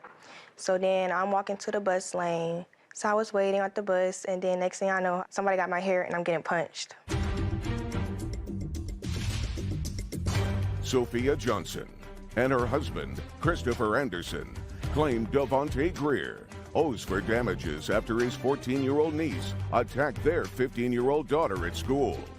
Who got your hair, did you see? I didn't know who grabbed my hair because I was turned one way, and when I was turned this way, somebody grabbed my hair and punched me. And then when I turned around, it was Justice. Was there anybody else there other than you and Justice? Yes, it was the whole school. It was dismissal, so everybody was going to their buses. Was anybody around Justice when you saw her and you got punched? No, because when I turned around, I started defending myself, so everybody moved back, but everybody was recording. Okay. Justice, have you seen these recordings? Yes, I seen one. Well, you want to tell me what happened at the bus stop? Can I, like, rewind back before? Of course. Okay, like, when we talked it out or whatever with the administrator, and I thought we were cool, like, after we got done having, yeah. So it was time for dismissal to go out to, like, the buses and stuff. And I seen her in the hallway with her friends, and I walked past her, and she stopped me. She was like, "We good or something? Like, we good?" I'm like, "Yes, we good. Like, everything cool." So I'm walking out to the buses or whatever, and... Look here. Don't go there. Look here. You're walking out to the bus, and... Yeah, and it's like a little spot where people sit to wait for their buses and stuff. But I didn't see her after, like, we said we was good and stuff. So someone came up to me and told me, like, she wanted to fight me and all of this. And I'm like, we just squashed it in, like, the class, and we talked about it, so I don't understand why she go back and, like... So I, like, walked up to her, I tapped her, I asked her, I'm like... No, you walked up to her. Yeah, it wasn't like a... trying to check her or anything. It was just like asking her, did she like say all that stuff? Like, I didn't get mad, get rude or nothing. I asked her respectfully, like, did she say anything, like any of that stuff? She said yes. So she turned around and then I forgot what I said. I think I was like, you said I didn't want to fight you or nothing, so do you want to fight me now? Because you said I didn't want to fight you. So I'm asking you, do you want to fight? So she put her hand in my face. She turned around, she said, girl. So, like, I felt like I should defend myself. She put her hand in my face. This is your guardian, right? Yes. He's going to stand up next to you. Very careful what you tell me, because there's video of it all. I want you to show me what you mean when you say she put her hand in your face. Show me. Like, she did this and turned. Now you can sit down. Yes, ma'am. She put her hand up and she turned around to walk in the other direction, like this. I want to know where you hit her. In her head. Okay. Now, after you hit her in her head, did you start to fight with each other? Yes, You started to fight. Yes. And people started to videotape the fight. Yes. Did you have any friends there? I was standing by my friend, but then when she walked up and when she had hit me, she moved away, and it was just us two fighting, and then the crowd formed, and it was just like everybody was there. Did you hit her? Yes. How many times? We was fighting a long time. Did you hit her? Yes. How many times? I can't count. Have you ever been in a fight before? Yes. How many times? Once. The same year? No. Year before? Middle school. Ever been in a fight before? Yes. When? Probably like middle school. Your mother? Yes, ma'am. Did you ever get into a fight? No, nothing. Physical? No, ma'am. Sit down. Did you ever get into a physical fight with anybody? Negative. Ever get into a fight, Whitney? I'm just curious. No. You know how bizarre this sounds to me? Really bizarre. Now I'll see the video.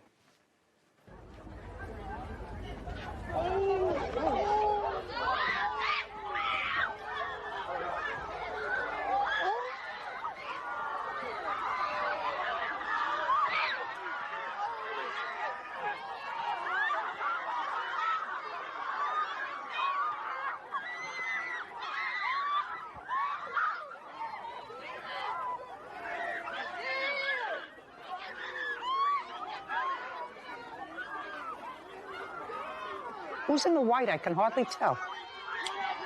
That's Justice. That's being attacked by the adult officer.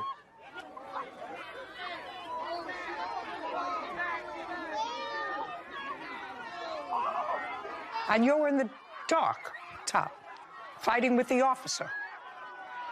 Right? Well, he's trying to pull you off and you're not letting go. That's what I see. Am I seeing that wrong? Justice is holding her hair. Just a second. They had each other's hair. By the way, I just thought maybe I misheard that. Ma'am? Did you say something about the officer attacking her? There was an officer in the video punching Justice in her head. Yes, ma'am, I did say that. Yes, there is. Yeah, just a second. Are you making any excuses for that behavior? I'm saying that a grown adult has no right to punch a child, so that's not an excuse. They're killing each other. I'm not a fool, but killing each other. You as an adult would punch a child. I would never have a child that was involved in that kind of behavior.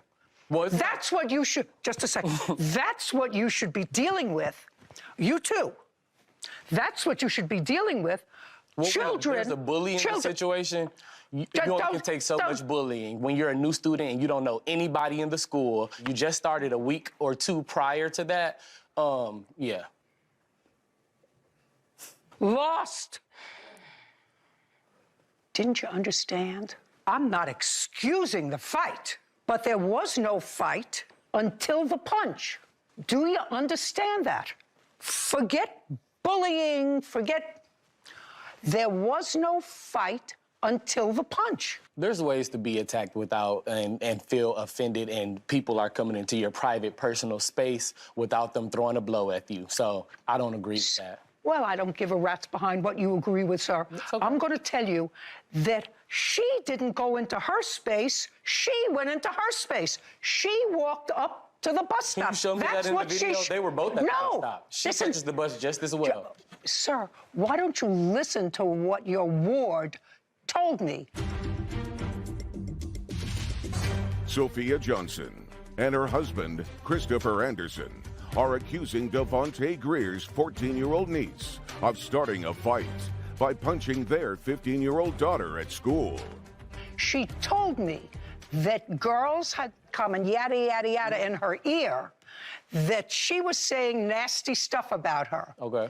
That sticks and stones will break my bones, but names will never hurt me. Okay. Your ward told me that she went to where she was. No, she said that there was a coincidence and they ended in the same spot. Those are her exact words. Those Lost. Are her exact words. Verbatim. You're lost. Those You're are her lost. words I don't know who made you her guardian. I don't know who made you her guardian. Some fool. I wish we could rewind, because that's what she said. We ended in the same space by coincidence, because they both catch the bus.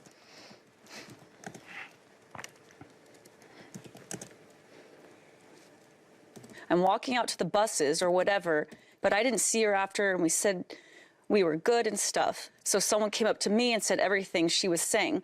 She wanted to fight me, all of this. And I'm like, we just squashed it in class, and we talked about it. So I don't understand why she would go back and so I see her outside. So I walked up to her, tapped her. I walked up to her. And? It was asking her, did you say all that stuff when we just squashed it? I asked her. I didn't get mad or rude or nothing. I was like, you said you didn't want to fight me. Do you want to fight? She put her hand in my face and said, girl. So I felt like I should defend myself. She put her hand in my face. I never put my hand in her face. Who took that video? It was posted on Instagram and they sent it to me. So that's how I got it. Do you know who posted it on Instagram? It has to have I don't know exact who, but it was one of her friends. Is it one of your friends who posted it on Instagram? Well, it was a lot of people reposting the video. That's were my friends that were reposting the video, but the account, we never knew who actually posted the video. Your Honor, if I may? Sure, you can. If you look at the beginning of the video, whoever's recording, knowing what's going to happen because it's a little boy walking by, she's like, move, move. You see Marley is literally on her phone with her book bag, her purse. I didn't see that. Yes, ma'am. So at the beginning, you can see the Well, just a second. Can we go back and slow motion that? Standing behind Marley and just attack her. Where does she pull her Shh. Oh, just a second. Can we slow motion that again, please? Justice, you see that back in long black pants, long black hair, and the white shirt. Is that you? Yes. Okay. Now, we're going to do it in slow motion. Slow. So you're walking slow, slow, slow.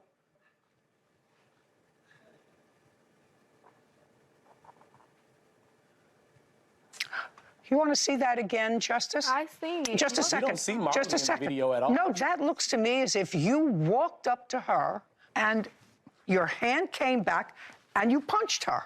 That's what I see. What I said I did. No, I don't want to hear from you. I'm done with you. You want to do that again? Let's do it slow motion again. You're walking up to her, and as you're walking up to her, you pull your right arm back and punch her. That's what that looks like.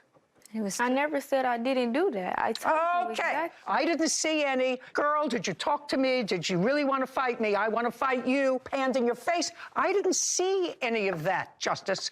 I just saw you walking up to her, and as you were walking up to her, pulling your hand back and punching her. That's what that video shows.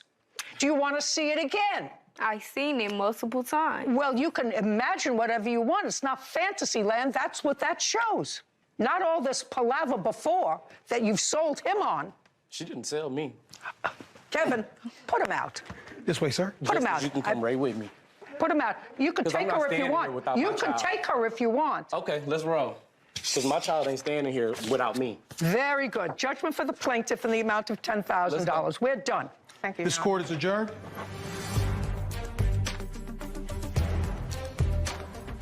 After seeing the video only depicts part of the truth. The conversation was actually had before that. The video was clear as day that she hit Marley. Marley was engaged in her phone, in her own world, and she came behind her and attacked her. Well, this was a classic case of a bully beatdown. Someone who picks on you, intimidates you, and then when they get those hands or they take that beat down, then they want to come to the courts and play all those games. It was no bullying. I would say violence is not the answer, but if somebody picking on you and you got to give them them hands, hey, so be it. Keep your hands to yourself.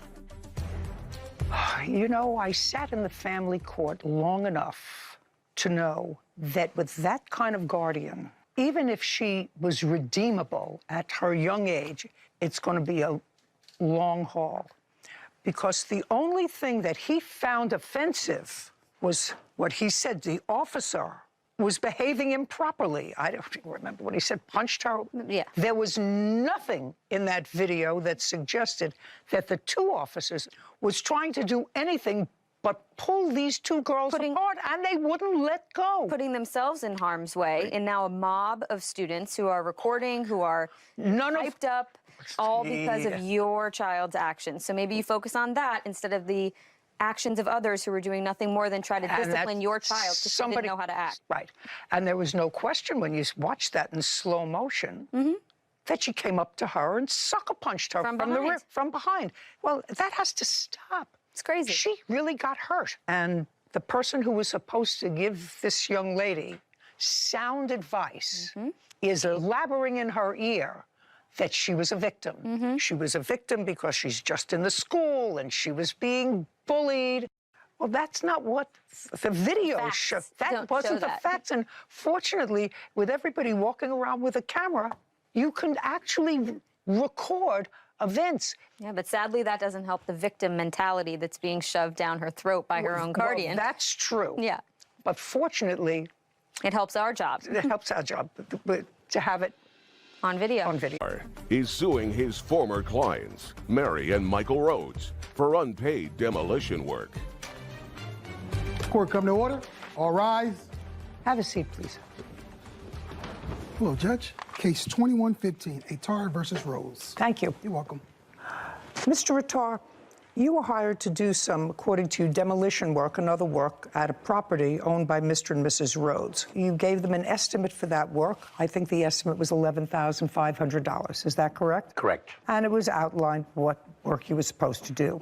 You started that work, and according to you, at some point there was disagreement with either or both of the Rhodeses, and they stopped payment on a check that they gave you. Correct. And the check that they gave you was for $4,200. And then you stopped work for them. Yes, ma'am, we're finished. So you're suing them for the canceled check and for other unpaid work that you did that you didn't get paid for. Correct. Mr. and Mrs. Rhodes say that they were not satisfied with the quality of your work. It cost them $9,000 to both replace things that were stolen from their property by either you or members of your team, something which I don't think that you question, that somebody from your team, not you, somebody from your team may have taken metal property of theirs that they didn't own. So let's go back. Mr. and Mrs. Rhodes, is this a new property to you, or is this a property that you owned for a while? It's a new property to us. That's what I thought. Yeah. So is it a private house? Yes, and we were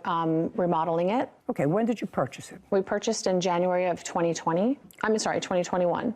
Is it a single-family residence? Yes. How much did you pay for it? $769,000. Describe the property to me. It's in northern Altaloma or Rancho Cucamonga. It's an acre property, has 2 levels on it, and a single-family ranch-style home on it right now. And what we asked him to do was demolition the lower half. Do you have a photograph? I do. I'd like to look at a photograph of what you wanted him to do.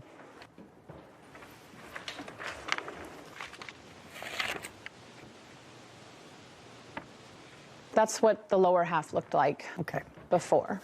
So this whole portion you wanted him correct to demolish and remove the debris. And grade flat. Is that correct, sir? I can't see from here, ma'am. Okay. Well, I'm going to show it to you.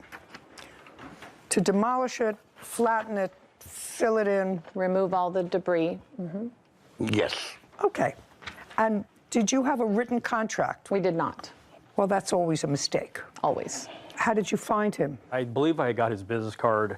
It was on my personal car, I think at Home Depot. We had bought this house and we tried to find somebody to do the work, but... Mr. Rhodes, let me tell you that the best way to find somebody is not somebody who leaves a card on your car at Home Depot or any place else. Yeah. It was a difficult time to find contractors with COVID and everything at that time. And at the time, I'm also going to add, because I read in the paper somewhere at the time, he didn't have a license. He did not. And you knew he didn't have a license. Yeah. That's the first thing I told him, Your Honor. Just a second. They didn't say, no, we didn't know. They said, we knew. So you got somebody who had no license to do what you wanted him to do, and you got his number from a card that he left on your windshield. Did you ask for references? That's either a yes or a no. No, and I'm not really sure actually 100% on where I found that card. I think it doesn't matter. Yeah. I mean, but he did tell us he was in the process of getting his license, that it was coming. Yeah.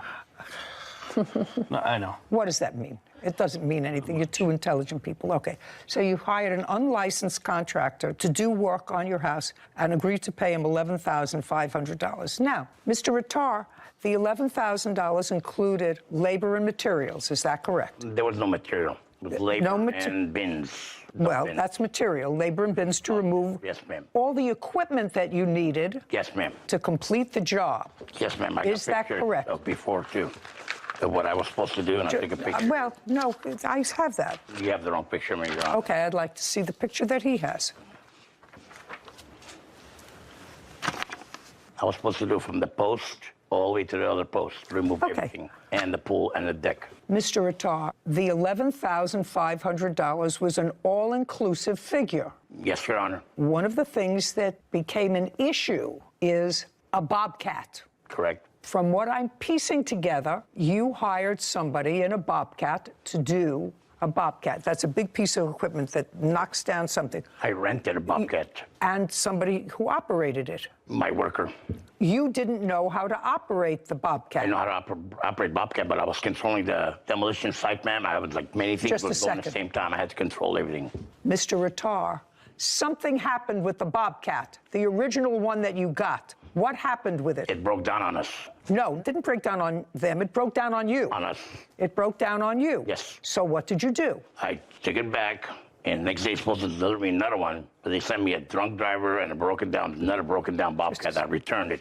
At that moment, I asked Mrs. Rhodes, can you please go down Home Depot, which is like a mile away, so we don't stop wasting time, rent a bobcat or not. Just a second. Why should she rent a bobcat, sir? Your $11,500 included the bobcat. But I was paid for No. If you're going to pay for it, that's one thing. Then what are you sending her for? If your $11,500 figure included all materials, then she doesn't have to rent a Bobcat. If you rented one that didn't work, rent one that works. How much of a down payment did they give you? Brazil was $4,000. When did you start the job? I started the job on 15th of January. When did you leave the job? I was asked to leave on the 2nd of February. On February 2nd? Yes, ma'am. Not to go back, I'll call the cops on you. Between January 15th and February 2nd, other than the $4,000, did they give you any other money? Yes, Your Honor, they did. How much money did they give you? They gave me up to $7,000. So they gave you an additional $3,000? Yes, and $1,000 check. Your Honor, that was within the first week we gave him. It doesn't matter to me. My question was between January 15th and February 2nd, they gave you $7,000. Correct. Explain the other $4,200, which is the check that they stopped payment on. Okay. I'll happily explain to you. The Bobcat she rented for me on her behalf, it cost $329 to rent per day. And I rented for 1 day only, but they charged me $800. No, that's not correct. Just a second. I didn't ask you anything. Okay. Claims his former clients, Mary and Michael Rhodes, owe for unpaid demolition work. Mary and Michael are countersuing for lost wages, equipment rental, and missing property. Now, they paid you $7,000. Correct. They wrote you another check. The final check was supposed to be $5,000, but they only gave me $4,200 because they mined $800 for the Bobcat rental. Just a second. First of all, the total bill wasn't $7,000 and $5,000. $7,000 and $5,000, even my rudimentary math, is $12,000. That would be $500 more than your agreed contract, which was for $11,500. They gave me $6,500 because they gave me small checks. They gave me the first initial Just a check, second. and they gave me smaller ones. Sir, you're the businessman, whether you have a license or not. I asked you before how much money did they give you between January 15th and February 2nd, and you said $7,000. I didn't write it down, Your Honor. Well, you're here asking for money, and you have to write it down. You have to have work some. I've done performed already. And No, sir. And I just did the job, Your Honor. I did 7, 8 other side jobs for them. I don't care whether you did 7 or 8 side jobs. Your original agreement with them was for $11,500, including all material. Now, what you said to me was that they gave you $7,000, and you said they're supposed to give me another $5,000. Well, another $5,000 is more than your quote. Ma'am, the balance was $5,000. How? The initial check, then they gave me $1,000, $1,000. How much money did you give them altogether that he cashed? $7,000. Then they owed you $4,500 pursuant to your agreement. We agreed to $11,000, not $11,500. $11,500, Your Honor. Anybody have any proof of what the agreed amount was? We had a verbal contract with me, Mr. Rhodes. Fine. I will indicate that it's $11,500. If they gave you $7,000, they don't owe you $5,000. They owed you the difference between $11,500 and the $7,000 that they gave you. Now, one of the things that you disputed, Mr. Attar, was this Bobcat. Who paid for the Bobcat? Show me. They minus it from the final price. Just a second. Was that an argument? The argument about is, Your Honor, is they rented for 1 day, but they charged me 2 days, $800. There's no Bobcat rental for $800 for 2 days. I got. Do you have the bill for the Bobcat? I do, yes. And it was for 2 days. Go over a certain time. Because it was returned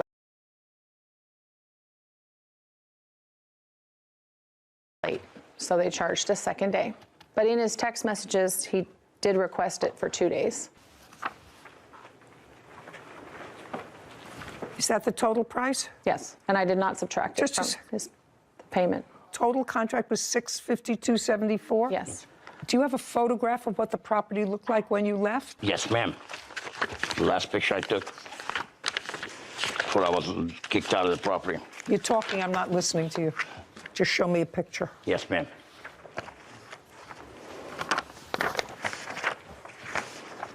This is not a picture. Mr. Attar, you're the businessman. Yes, ma'am. This is your company. Yes, ma'am. Company requires, A, a license before you operate, which you didn't have. If you do. B, it requires a written contract. You're the businessman. They're people who bought a house who got your number off a windshield someplace. You're the businessman. and you want the parameters. You want them fixed. So I don't know if it's 11,000 or 11,500. Do you understand? Very much, Your Honor. Right. Well, that's your mistake. You look as if you've probably been in business for a long time. 14 years. And is what you're telling me you don't have written contracts? All my contracts are verbal. Then how many times have you been in court, sir? Never. Never. I've never had a stop payment check. Never paid me on time, Your Honor. It's the problem. So when you finished, the debris wasn't all removed. That wood, they kept telling me, don't touch it. Their neighbor, cousin, whoever's going to come pick it up. That was just cut court wood. No. There's brick, there's wood, there's cement. We cleaned all that. I personally cleaned all that. Just a second. What I asked you, Mr. Rattar, was show me a picture of the property when you left. This is the picture that you showed me. That was the last, before I had more work, I came in and did more. I wasn't taking pictures. I wasn't expecting somebody to stop payment on a check, Your Honor. I was not expecting that. What it looked like when he left. What about after we? Hello guys, so I just wanted to come in here and talk to you guys about BetterHelp. I know therapy can be such a taboo subject, and also a lot of people aren't able to afford it week to week. So what BetterHelp is... Well, what are you showing me here? This brick that's here? They piled it there and then left it there. Well, that's probably a good... No, it was supposed to be removed. So this is the back. That's the picture of the sagging patio, because he removed part of the supports that were holding up the patio that he wasn't supposed to. So it's now sagging.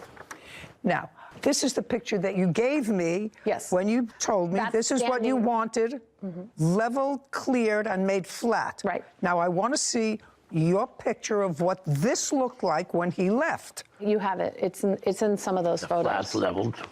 You're talking about this? Yeah. That's part of it. The close-ups, that's part of it. Well, it looks like most of the stuff is done. It looked like a lot of cleanup left. No, ma'am, we've done all the cleanup. Well, I haven't seen that, so then what you're supposed to do is take a photograph. It was also buried underneath. These are the photos of when we did it ourselves and really leveled it out. And as we were doing that, we found so much buried underneath that should have been removed, but his Bobcat person buried it all. Your Honor. Mean buried all the debris, all the concrete brick. Okay, let me see the bill from the... No, we did it ourselves. We rented equipment and did it ourselves on his vacation. Oh, nice. Yeah. Okay, $4,500 is so far what's owed on this contract. Now, your counterclaim is money owed for lost work, equipment rentals, labor and missing damages to property. What money owed for lost work? During the second week that he was working, he called and said that his crew had left. This was the second day of supposed to be use of the Bobcat that I rented. Okay, if you interrupt me again, I'm just dismissing your case. Do you understand? Thank you, Your Honor. Understand? Yes, ma'am. Very good. So just explain lost work. Who's lost work? Oh, forget it. Well, he called and said his crew left. Forget it. He can't finish the job. You weren't living there. Not yet, no. You weren't living there. Okay. He wants to go. I'm not interested in his lost wages for taking care of his house. So far, you owe the man the balance on his contract, unless you had somebody else do it, which is absolutely fine. And I would look at that removal of debris, what it costs you, and you're absolutely entitled to that. Deducted from what you owe him, which is $4,500. But he didn't finish the job. Just a second. You tell me, how am I supposed to gauge how much of the job he didn't finish? Did he not complete $2,500 worth, $3,500 worth, $1,500 worth? I think the $7,000 we paid him was overpaid. He didn't have to end up removing an entire pool. He only had to remove... That's your problem. Just a second. I read that. You said it's not a big pool. It wasn't 8 feet. It was only 24 inches. He gave you a price to level everything. Nothing delineated, nothing in a written contract. The pool turns out to be 2 feet instead of 6 feet, or 2 feet instead of 8 feet. Well, if he was the contractor and he came out and he looked at the pool, he said, oh, this is an 8-foot pool, and it turned out it's a 12-foot pool, he'd be stuck with 11.5, just like you're stuck with 11.5 because it was shallower. Now, you owe him $4,500 unless you want to produce for me bills that you have for rental equipment, et cetera, and I will absolutely deduct that from the $4,500. Just give me the bills and the amount of equipment. Don't say nothing, Mr. Rattar. Mr. Rhodes, did you rent a Bobcat? The one that I cleaned up the yard with? Yes. I rented a piece of equipment. Jump up! Refusing to pay for demolition work. Mary and Michael claim he never finished the job and stole their property. Now, what did you rent? A skip loader. That's different from a Bobcat. Yes, that's correct. Smaller? I would say bigger. Bigger. And do you remember how much it cost you? Did you rent it from Home Depot? No. It's from a local rental yard. I think it was All the equipment we in Ontario. $1,300. Yeah. Find it. Yeah. Find the bill. They didn't print it, so now I gotta. How many days did you have it, Mr. Rhodes? 4. I'm dismissing your counterclaim, Mrs. Rhodes. Do you want to know why? Because I asked him a specific question, and you answered. Do you understand? Do you understand? That part of your counterclaim, because you don't have it, you can't find it. So far you owe him $4,500. Not $8,600, but $4,500. Now, do you have any proof that Mr. Attar or someone from his team stole copper piping or whatever piping that you claim was missing? Do you have any proof that either Mr. Attar or anyone under his authority took property from you? Yes, we have text messages back and forth. Okay, I'll read them.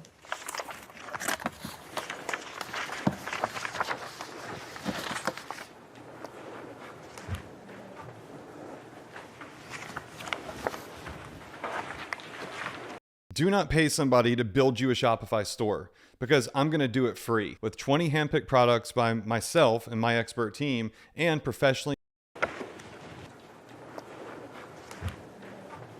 Okay, so what you're referring to with regard to the stolen property is you send a picture and there's a little piece of pipe there, one piece of pipe, and you say, Mike, did you or your guys happen to grind off 2 metal poles and concrete blocks? The kids use those for volleyball nets. And he says, oh my God, no, sir, but I'm guessing the person whom I gave my medal to, no problem, Michael, please give, and I don't see the rest of this message. Yes, so that was the beginning of things we noticed that were missing. Oh, I don't care. And If this is what you're talking about? Yes, he's saying he let a metal person onto our yard, and they went and took everything that was metal. Okay. Okay, now, Mr. Attar. Yes, Your Honor. I want you to tell me about the missing metal on this property. She was standing right there, and there was a metal guy that drives down the street. And you know how they pick up metal? No, I don't know that, sir. I'm a television personality. I don't know about people driving down the street to pick up metal. I've never had somebody drive down the street and say, I'm looking for metal. They don't even come down my street and ask if I want sharp knives. Okay. Do you understand? Very much, Your Honor. Do you understand? Very much, Your Honor. Okay. Who is this person? This person was picking up metal, and I asked for permission. I said, ma'am, could you come down the property? Just a second. Yes, ma'am. Was this person picking up metal for nothing? Yes, Just a second. Yeah. You're a business guy. Mr. Attar, somebody drives down the street and says, you know, I see you doing construction. Is there any metal around here that you want me to dispose of? Yes, ma'am. They do a lot. Yes. And then they look around. This is what you tell them. They look around and they take the metal for nothing. Yes, ma'am. This would be cheaper for me instead of load it on my trailer and take it to the recycling metal yard. So what metal did they take, sir? I assume Everything you watched. that I gave him. What did you give them? Nobody went up there and cut no poles, ma'am. Well, they sent you a picture of a pole, sir, and in response to the picture of the pole, you said, oh my God, I'm guessing the person whom I gave my medal to. I'm guessing. No problem. And then you say later, tell me what it is, and I will either look high and low to get it back or replace it. That's what you say. Yes, I offered to replace it. That's what you say. I offered to replace it. Now, next question. I need an itemized list and what the value was of the metal taken. No, there's a list of everything. They're listed in there.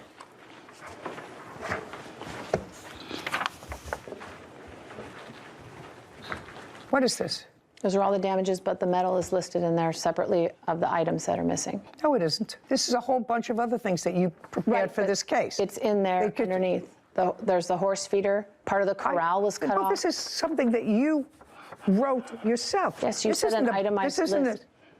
If they took 6 feet of pipe, get me a bill from Home Depot for the replacement of that pipe. Oh, I have all the bills for the replacement of metal, not what you prepared for this litigation. I'm sorry, I misunderstood. Itemized list.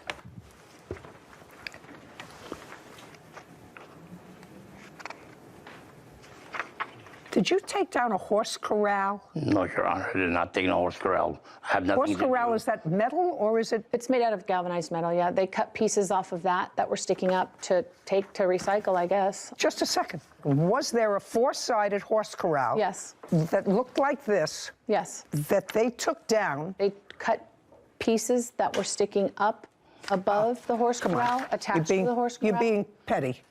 You're being petty.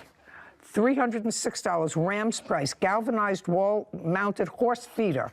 Did you take a horse feeder? No, Your Honor, I got no. Yo, Mr. Ratoff, $4,500. Judgment for the plaintiff. Counterclaims dismissed. We're finished. This court is adjourned. Well, his equipment broke, and he wanted us to rent the equipment for him. Equipment died because things break down. And then the next day, he calls and says he can't finish it. At that moment, I didn't have a credit card to my name. And that's the honest truth. So we pretty much figured that was job abandonment at that point. I'm going to have a written contract in the future. Don't hire Always him. hire a professional.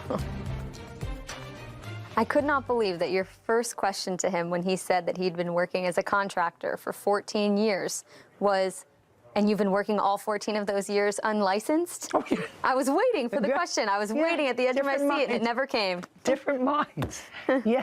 Should have slipped me a note. I should have. You should have slipped me a note. No, that actually didn't cross my mind, but that's a good question. Yeah. Oral contracts and no license. And no license, but there's no question. He did the work. Yeah. No, I agree. He did the work, and they were really dickering over who was going to absorb the cost of this second Bobcat that they had to get, which was really ridiculous. If they had had another contractor who came and completed the job, you would have awarded that. I would have deducted it from the $4,500 that they owed him. But absent that, the fact that he rented some sort of piece of equipment and came and cleaned up the property was not important to me, and the rest of their case was nonsense. Next time, they won't employ somebody for $11,000 from a card from your windshield. At Home Depot. From anywhere. Wherever, and not say, okay, listen, maybe I'll give him a shot. Give me 3 of your last references to call. It's a good lesson to people out there, I don't understand that. Yeah. Well, anyway. Is suing his former friend, Tony Woods, for car damages after a night of drinking and driving. Court come to order. Have a seat, please. Hello, Judge. Case number 2018, Gray versus Woods. Thanks, Kevin. You're welcome. Everybody sober today?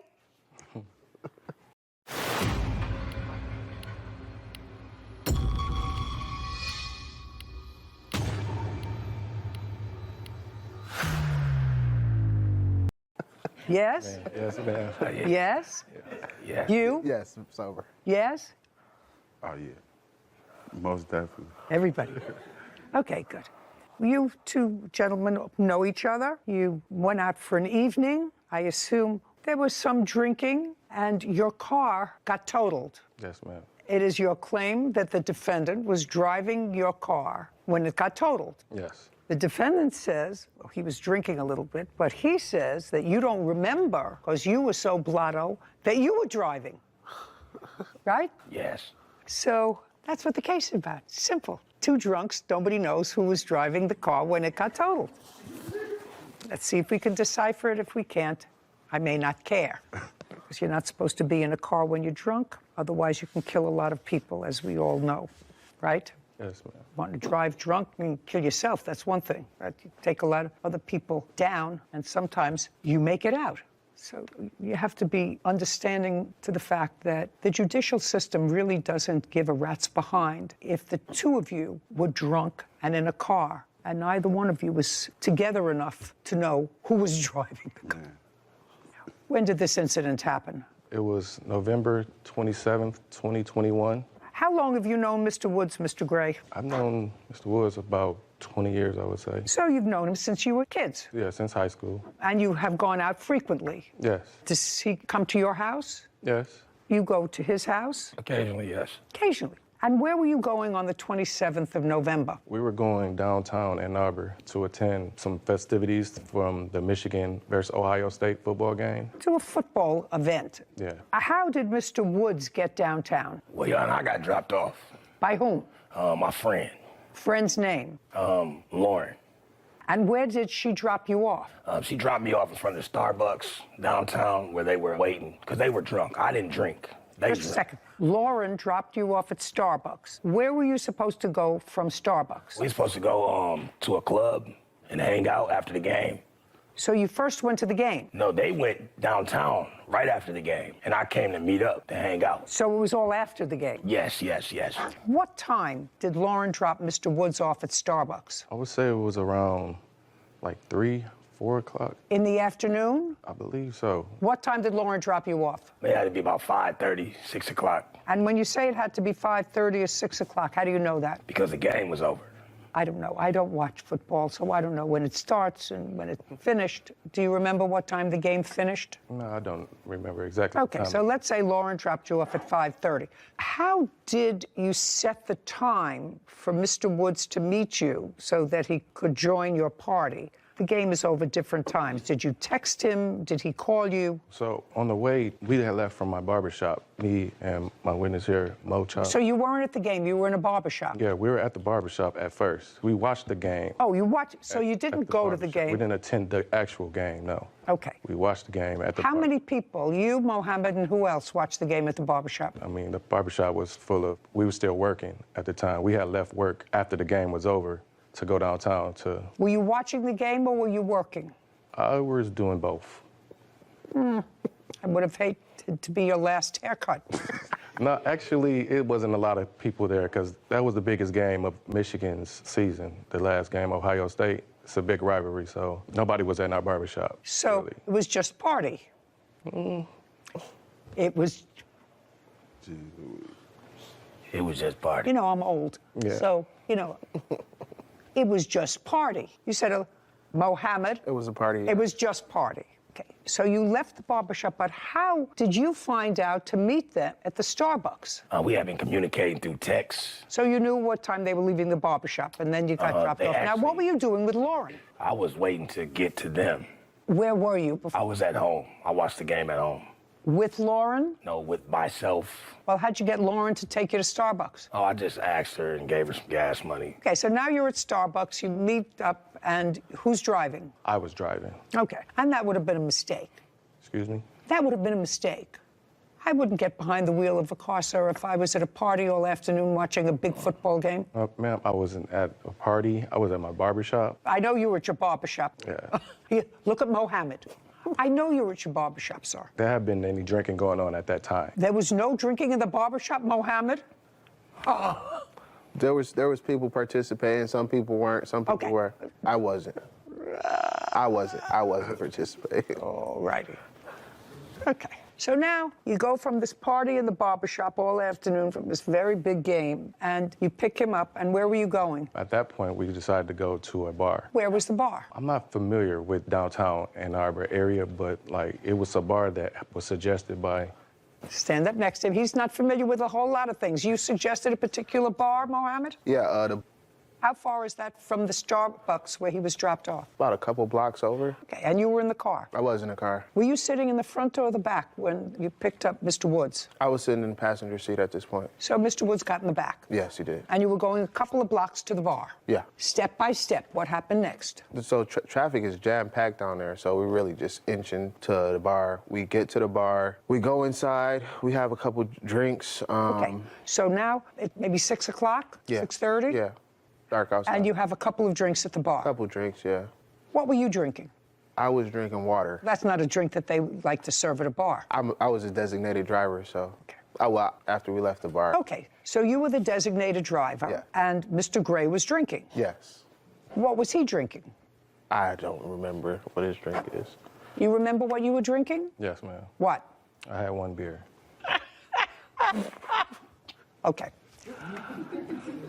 Even he can't keep a straight face. You know, it's hard. It just, don't speak. Now, you were the designated driver. When were you designated the designated driver? Well, think very careful. Before you answer my questions, you know. Okay. I'm already 2 steps ahead of this game. When were you, I've watched on TV, yes, I know. when were you designated the designated driver? When we left the bar, I was the designated driver. No. So it was when you left the bar? Yes. And who designated you the designated driver? Well, I kind of designated myself. I'm pretty familiar with the Ann Arbor area. It's actually my idea to go downtown, so. So you asked Mr. Gray if you could drive? Yeah, I thought it would be the best idea. And Mr. Gray said okay? Yes, he did. So you drove, and where were you going from the bar? To another bar. Better pickings at the other bar? Just bar hopping, you know, college, downtown, football. Okay, and what's the name of that bar? Where do we go from there? No. Speak, as I look at you. The name of the other bar. Okay, now he helped you with that, right? Yeah, he jogged my memory a little bit. He jogged your memory. Yeah. So if he knew the bar, why did you have to be the designated driver? I don't think I understand your question. It's very easy. You said you were the designated driver because you know that area. Right. I'm saying I didn't remember what bar we went to. I'm very familiar with the area. I just didn't remember what bar we were going to that night. Okay. What happened when you got to the second bar? We had some more drinks and... we had some more drinks? Yes. What was Mr. Gray drinking? You know, I was talking to some other friends that I met up with there. He was off doing his own thing. I don't remember what he was drinking. What were you drinking? Water still at this point. Water. Yeah.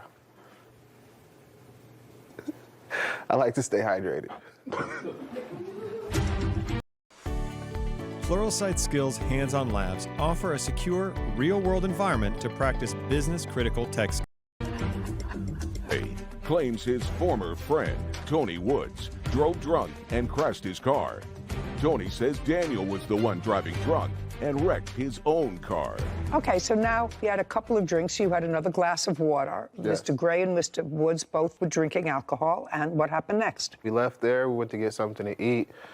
Where did you go to eat? We went to, what's the name of that place? I don't know the name of the place, and he's not going to tell you. It's a hot dog place. It's right around the corner from where we was drinking. And then what happened there? We got something to eat. Okay, do you remember what time that was? You know, I really don't. Well, you've been already to two bars and a place to eat. So, and if you started out at 6 o'clock, it had to be closer to 9 or 10 o'clock. Right, yeah. Okay, then what happened? Came out of the restaurant. And you remember what you had at the restaurant? I had some waffle fries. And do you remember what Mr. Gray ate? He had a hot dog. And do you remember what Mr. Woods ate? He also had a hot dog. Good. So you came out of the restaurant. Do you remember who paid the bill? I think we all paid separately. Okay, so now you come out of the restaurant. Yeah, we come out the restaurant, we had eaten already. This when Mr. Woods over here started horseplaying a little bit, charged at me from across the street. You know, I tried to get him. But just a second. Okay. How did he get across the street? Well, the restaurant was across the street. We parked across the street from the restaurant. Okay, I got it. So I had already got back to the car. Okay. And Mr. Woods over here started horseplaying, and he ran across the street and tried tackling me, and he got me around my waist. I tried to put him in a headlock, but you see the size of his head. And that just continued throughout the night, this horseplaying. No. So he's horseplaying with you. Right. But you get into the car. You said if you continued all during the night. What I want to know is, from the place where they got hot dogs and you got waffle fries, did you get back into the car? We did get back into the car. We went one more place. Okay. Now, when you got back into the car, after the 2 dogs and the fries, who was driving?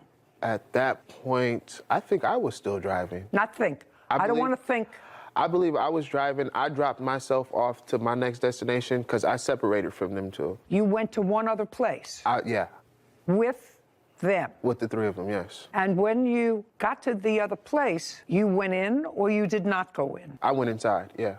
Okay. Did you stay there? I did stay there. And what about the 2 of them? They went wherever they went.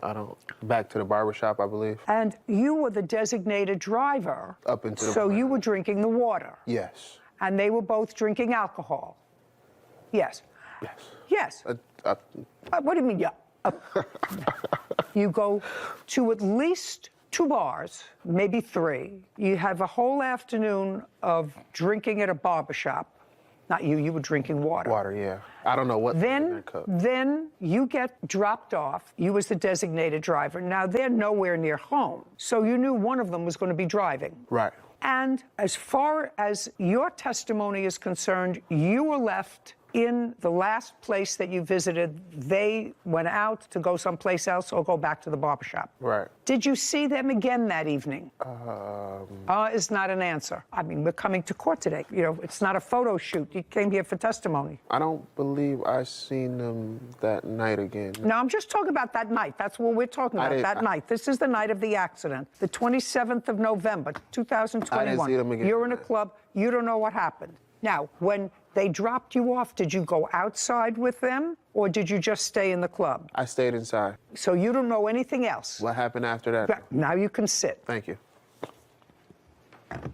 Okay, now, your witness, the designated water drinking driver, has dropped himself off, and the two of you go outside. What happened? After he gets dropped off, we are parked at a bar, and... Just a second. He stays there. You get into the car because you're going to another bar. No, not at this point. Where were you going? I was getting ready to go to my barbershop. He's not with you. Who was driving? I was driving at that. Okay, and you were driving to take yourself back, according to you, to the barbershop. Yes. And then what happened? Okay, so we get to the barbershop, and I leave the car running. He's in the car with me. Just a sec. Got to the barbershop, and you left the car running for what reason? Because it was cold outside. It was snow. It was, I guess, November. Well, what were you going to the barbershop for? I went to the barbershop because I needed to use the restroom. And the barbershop is close by to this last bar you were at? Yes. How close? Maybe like 2 miles. Okay, so you went to the barbershop. You left the car running, and? So I go in to use the restroom, and I leave the car running, and Mr. Woods was sitting in the car still. So as I'm in the restroom, he comes in and starts knocking on the door and says that he had lost his phone when he had got out the car where we were parked at. Where? The last bar that we were at. I didn't actually go into the last bar. We was parked there. We were about to go in to meet up with him. What do you mean to meet up with him? He was with you. As he said, he met up with another friend. He didn't tell me that. He said you just dropped him off at the other bar, and you weren't going in, just he was going in. You dropped him off. That's what he said. No, he went in. I understand he went in. All right, I never went in the last bar. Okay, you didn't go, and neither did he. Yeah. Well, I'm asking you. He said, I lost my phone someplace. No, where we were parked at, he got out the car for a second. I never got out the car. He got out the car for a second. And at what some was he point doing when he got out of the car for a second? He thought we were about to go in, but I told him that I needed to use the restroom. So he got back in the car. But at some point when he got out the car, he dropped his phone. So I told him I needed to use the restroom, so I go to my shop to use the restroom. I park the car. Got it. I get out. I leave the car running. I go in, use the restroom. He comes in, knocks on the door, telling me that, hey, yo, I lost my phone. Can I drive the car? Let me go pick it up real quick. And I tell him no. Like, just wait, I'll be out in a second. So he leaves. I hear the door open and close. I'm thinking that he's just going to sit back in the car. So when I come out of the restroom, my car is gone. I call him, and he's not answering the phone. So I keep calling, and then the next, 10 minutes later, he answers the phone. So I knew he went to go get his phone. He found his phone? Yes, and I'm furious at this point because he just left me in my At the barbershop? Yeah, in my car. So I tell him, bring my car back right now. He said, I'm on my way. I'll be there in a minute. About 15 minutes later, he called me and say, yo, man, you gonna kill me, man. I just crashed your car. I'm sorry, bro. Mm-hmm. And I had to walk all the way to the accident scene, to the car where he crashed my car at. Now, you have an accident report? No, I don't have an accident report. Why? Because we never called the police. That's because probably a good idea. He wasn't involved with another car. He just hit a pole. I understand that. That's still an accident report. The only reason you don't call the police is because both of you were drinking. Well, I wasn't driving the car at that time. Well, you were driving the car to the barbershop, right? Yes. From the last bar where you dropped Mohammed off, you were driving. Yes, I was not drunk, though, Yana. If you're not drinking, it's sort of an interesting thing. Everybody's definition of drunk is different. Your friend Mohammed said that he was the designated driver, so he was just drinking water. That's what he said. That's what Mohammed. Which suggests to me that we had a full day of drinking, starting at the barbershop, watching the game, from the game to 2 or 3 bars, then for a bite to eat. No. I wasn't drinking at the barbershop. I didn't start drinking until we got to the first bar. Okay, so now you started to drink at 6 o'clock. Now it's 10 o'clock, and you've been drinking from one place to another. I'm just saying you got behind the wheel of a car, and you had been drinking. Now, did you hit a pole? No, Your Honor. Okay, now you tell me your version of the events. Making a text-only design used to take hours of hard work trying to figure out how to get the right adjustment. With our simple one-click text transformations, you can turn a simple piece of text into a beautiful masterpiece. And then you can use our unique color and decoration techniques to make it even better. Kittl is totally free to try, so click the link and make an account in a matter of seconds. And Gray has accused his former friend, Tony Woods, of driving drunk and wrecking his car. Okay, now you tell me your version of the events. Okay, first off, I ain't eat no hot dog, so I never. You didn't what? I never had a hot dog. Never ate a Okay, hot dog. strike the hot dog. No hot dog. Whitney, he denies the hot I didn't dog. eat a hot dog either. Yeah, okay. Okay. Denies the hot dog. Okay, so for what happened after they got in the car? First, they were very drunk. Just a second. You don't have to tell me. All three of you were drunk. I wasn't drunk yet. Okay. By the time the car got trashed, you were drunk. Let me tell you what I believe. Okay. So that you can pick it up from there. Okay. I believe that Mohammed was dropped off at the last bar. So there came a time at the end of the evening when it was just the two of you. I don't know who's driving. I don't know who's the passenger. But I believe that they dropped him off because otherwise Mohammed, who appears here as a witness today, would have had a better story. Because he says, I don't know what happened afterwards, because I wasn't there. So there was a time at the end of the evening that just the two of you were in the car. Okay. That's what I believe. Okay, can I tell you before that part, though? Because he was driving down the wrong way of the street. Well, there's no question in my mind he shouldn't have been behind the wheel of a car. And that's when I lost my phone and my wallet, and we were wrestling in the street. He actually attacked me. Let's move forward. Okay. There came a time when just the two of you were in the car. Okay. When was that? Well, we were sitting in front of a bar that we were about to go to. I got out the car, and I dropped my phone. At that time, I asked him to take me back to get No. You dropped your phone. And you didn't know you dropped your phone because if you knew you dropped your phone, you would have picked it up. Right, correct. Right. So then you got back into the car. Driver's seat or passenger seat? I was in the passenger seat. And Mr. Gray was driving? Yes.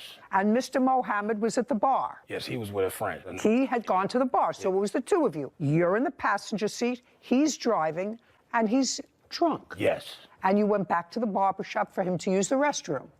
Just follow, because there was a time when you wanted to go back to look for your dropped phone. Do you understand? Correct. Now, he goes back to the barbershop. How long was he in the restroom before you realized that you had dropped your phone? About 5 minutes. And you realized that you had dropped your phone because you tried to make a call while you were waiting for him. Correct. And it was snow on the ground, correct. It was snowing, and he didn't have a Frankfurter. Yes. So now he's gone in to use the restroom. You go and look for your phone. You see how easy this is, like, it's like fishing in a fish tank.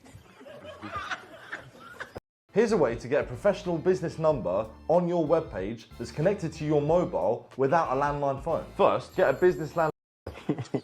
You went inside, and what did you do when you went inside when you realized that you had lost your phone? I told him, let's go get my phone, and he drove us and went and got the phone. Okay, so he came out of the restroom, you got back into the passenger seat of the car. Correct. And he got into the driver's seat of the car. Correct. And what happened? Then we called Mohammed to try to meet back up with him after we got my phone. And then... No. Step slowly he turned. Step by step, inch by inch. Now you're in the car, on your way back to the bar where Mohammed is to look for your phone. I got drunk. I think I blacked out after that point.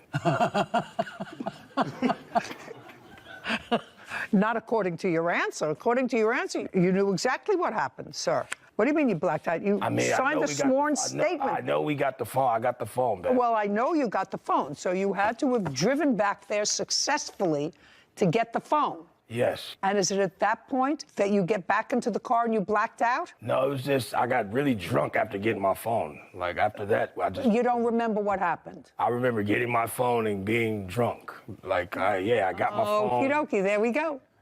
Okay, you were all drunk. As a matter of fact, I have zero sympathy for any of you getting behind the wheel of a car. Okay, the car was damaged. Yes, I have. And so what you want me to believe, that you blame him, and I could understand that because I don't know how drunk you actually were, whether or not you blame him for your wrecked car because you were driving the car back to find his phone and wouldn't have been in that problem had he not dropped his phone out of the car, or whether he was actually driving the car drunk. It's actually irrelevant to me. You were both driving drunk. You have a bill to fix the car? Yes, I do. I'd like to see it.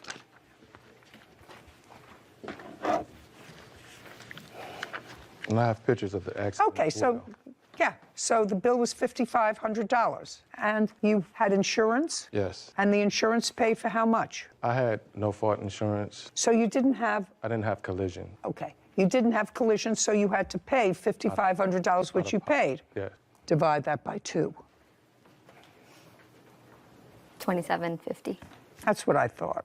So, Mr. Gray, there are some lessons that you learn, and I don't know whether other courts would agree. I have to make a determination as to credibility, and quite frankly, I can't determine between 2 drunks who's telling me the truth.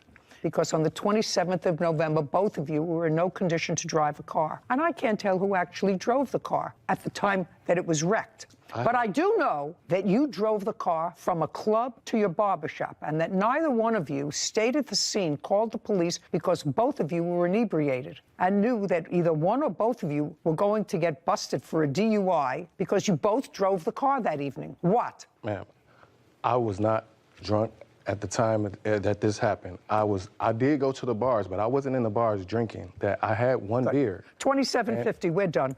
This court is adjourned.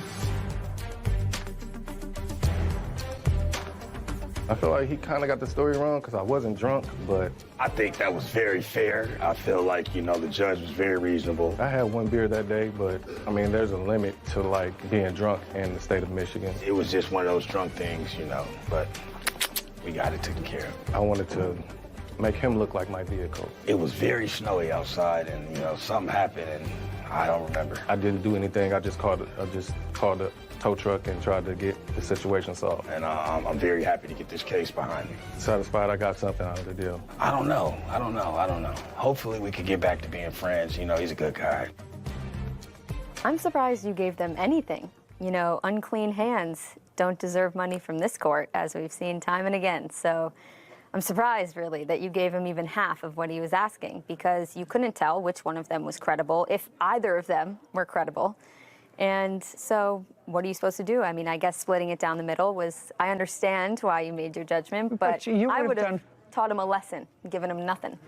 Interesting. Drunk driving is nothing to play around with. Yeah, Very okay. serious. Okay. I'm glad in the DNA it's getting tougher rather than softer. Oh, yeah. Okay, good. Yeah, you may be right. You may be right. I just felt that they were both at fault. And either you leave the parties where they are, or you say both of you have to hurt a little. Yep. I understand. But I actually understand. John and Cynthia.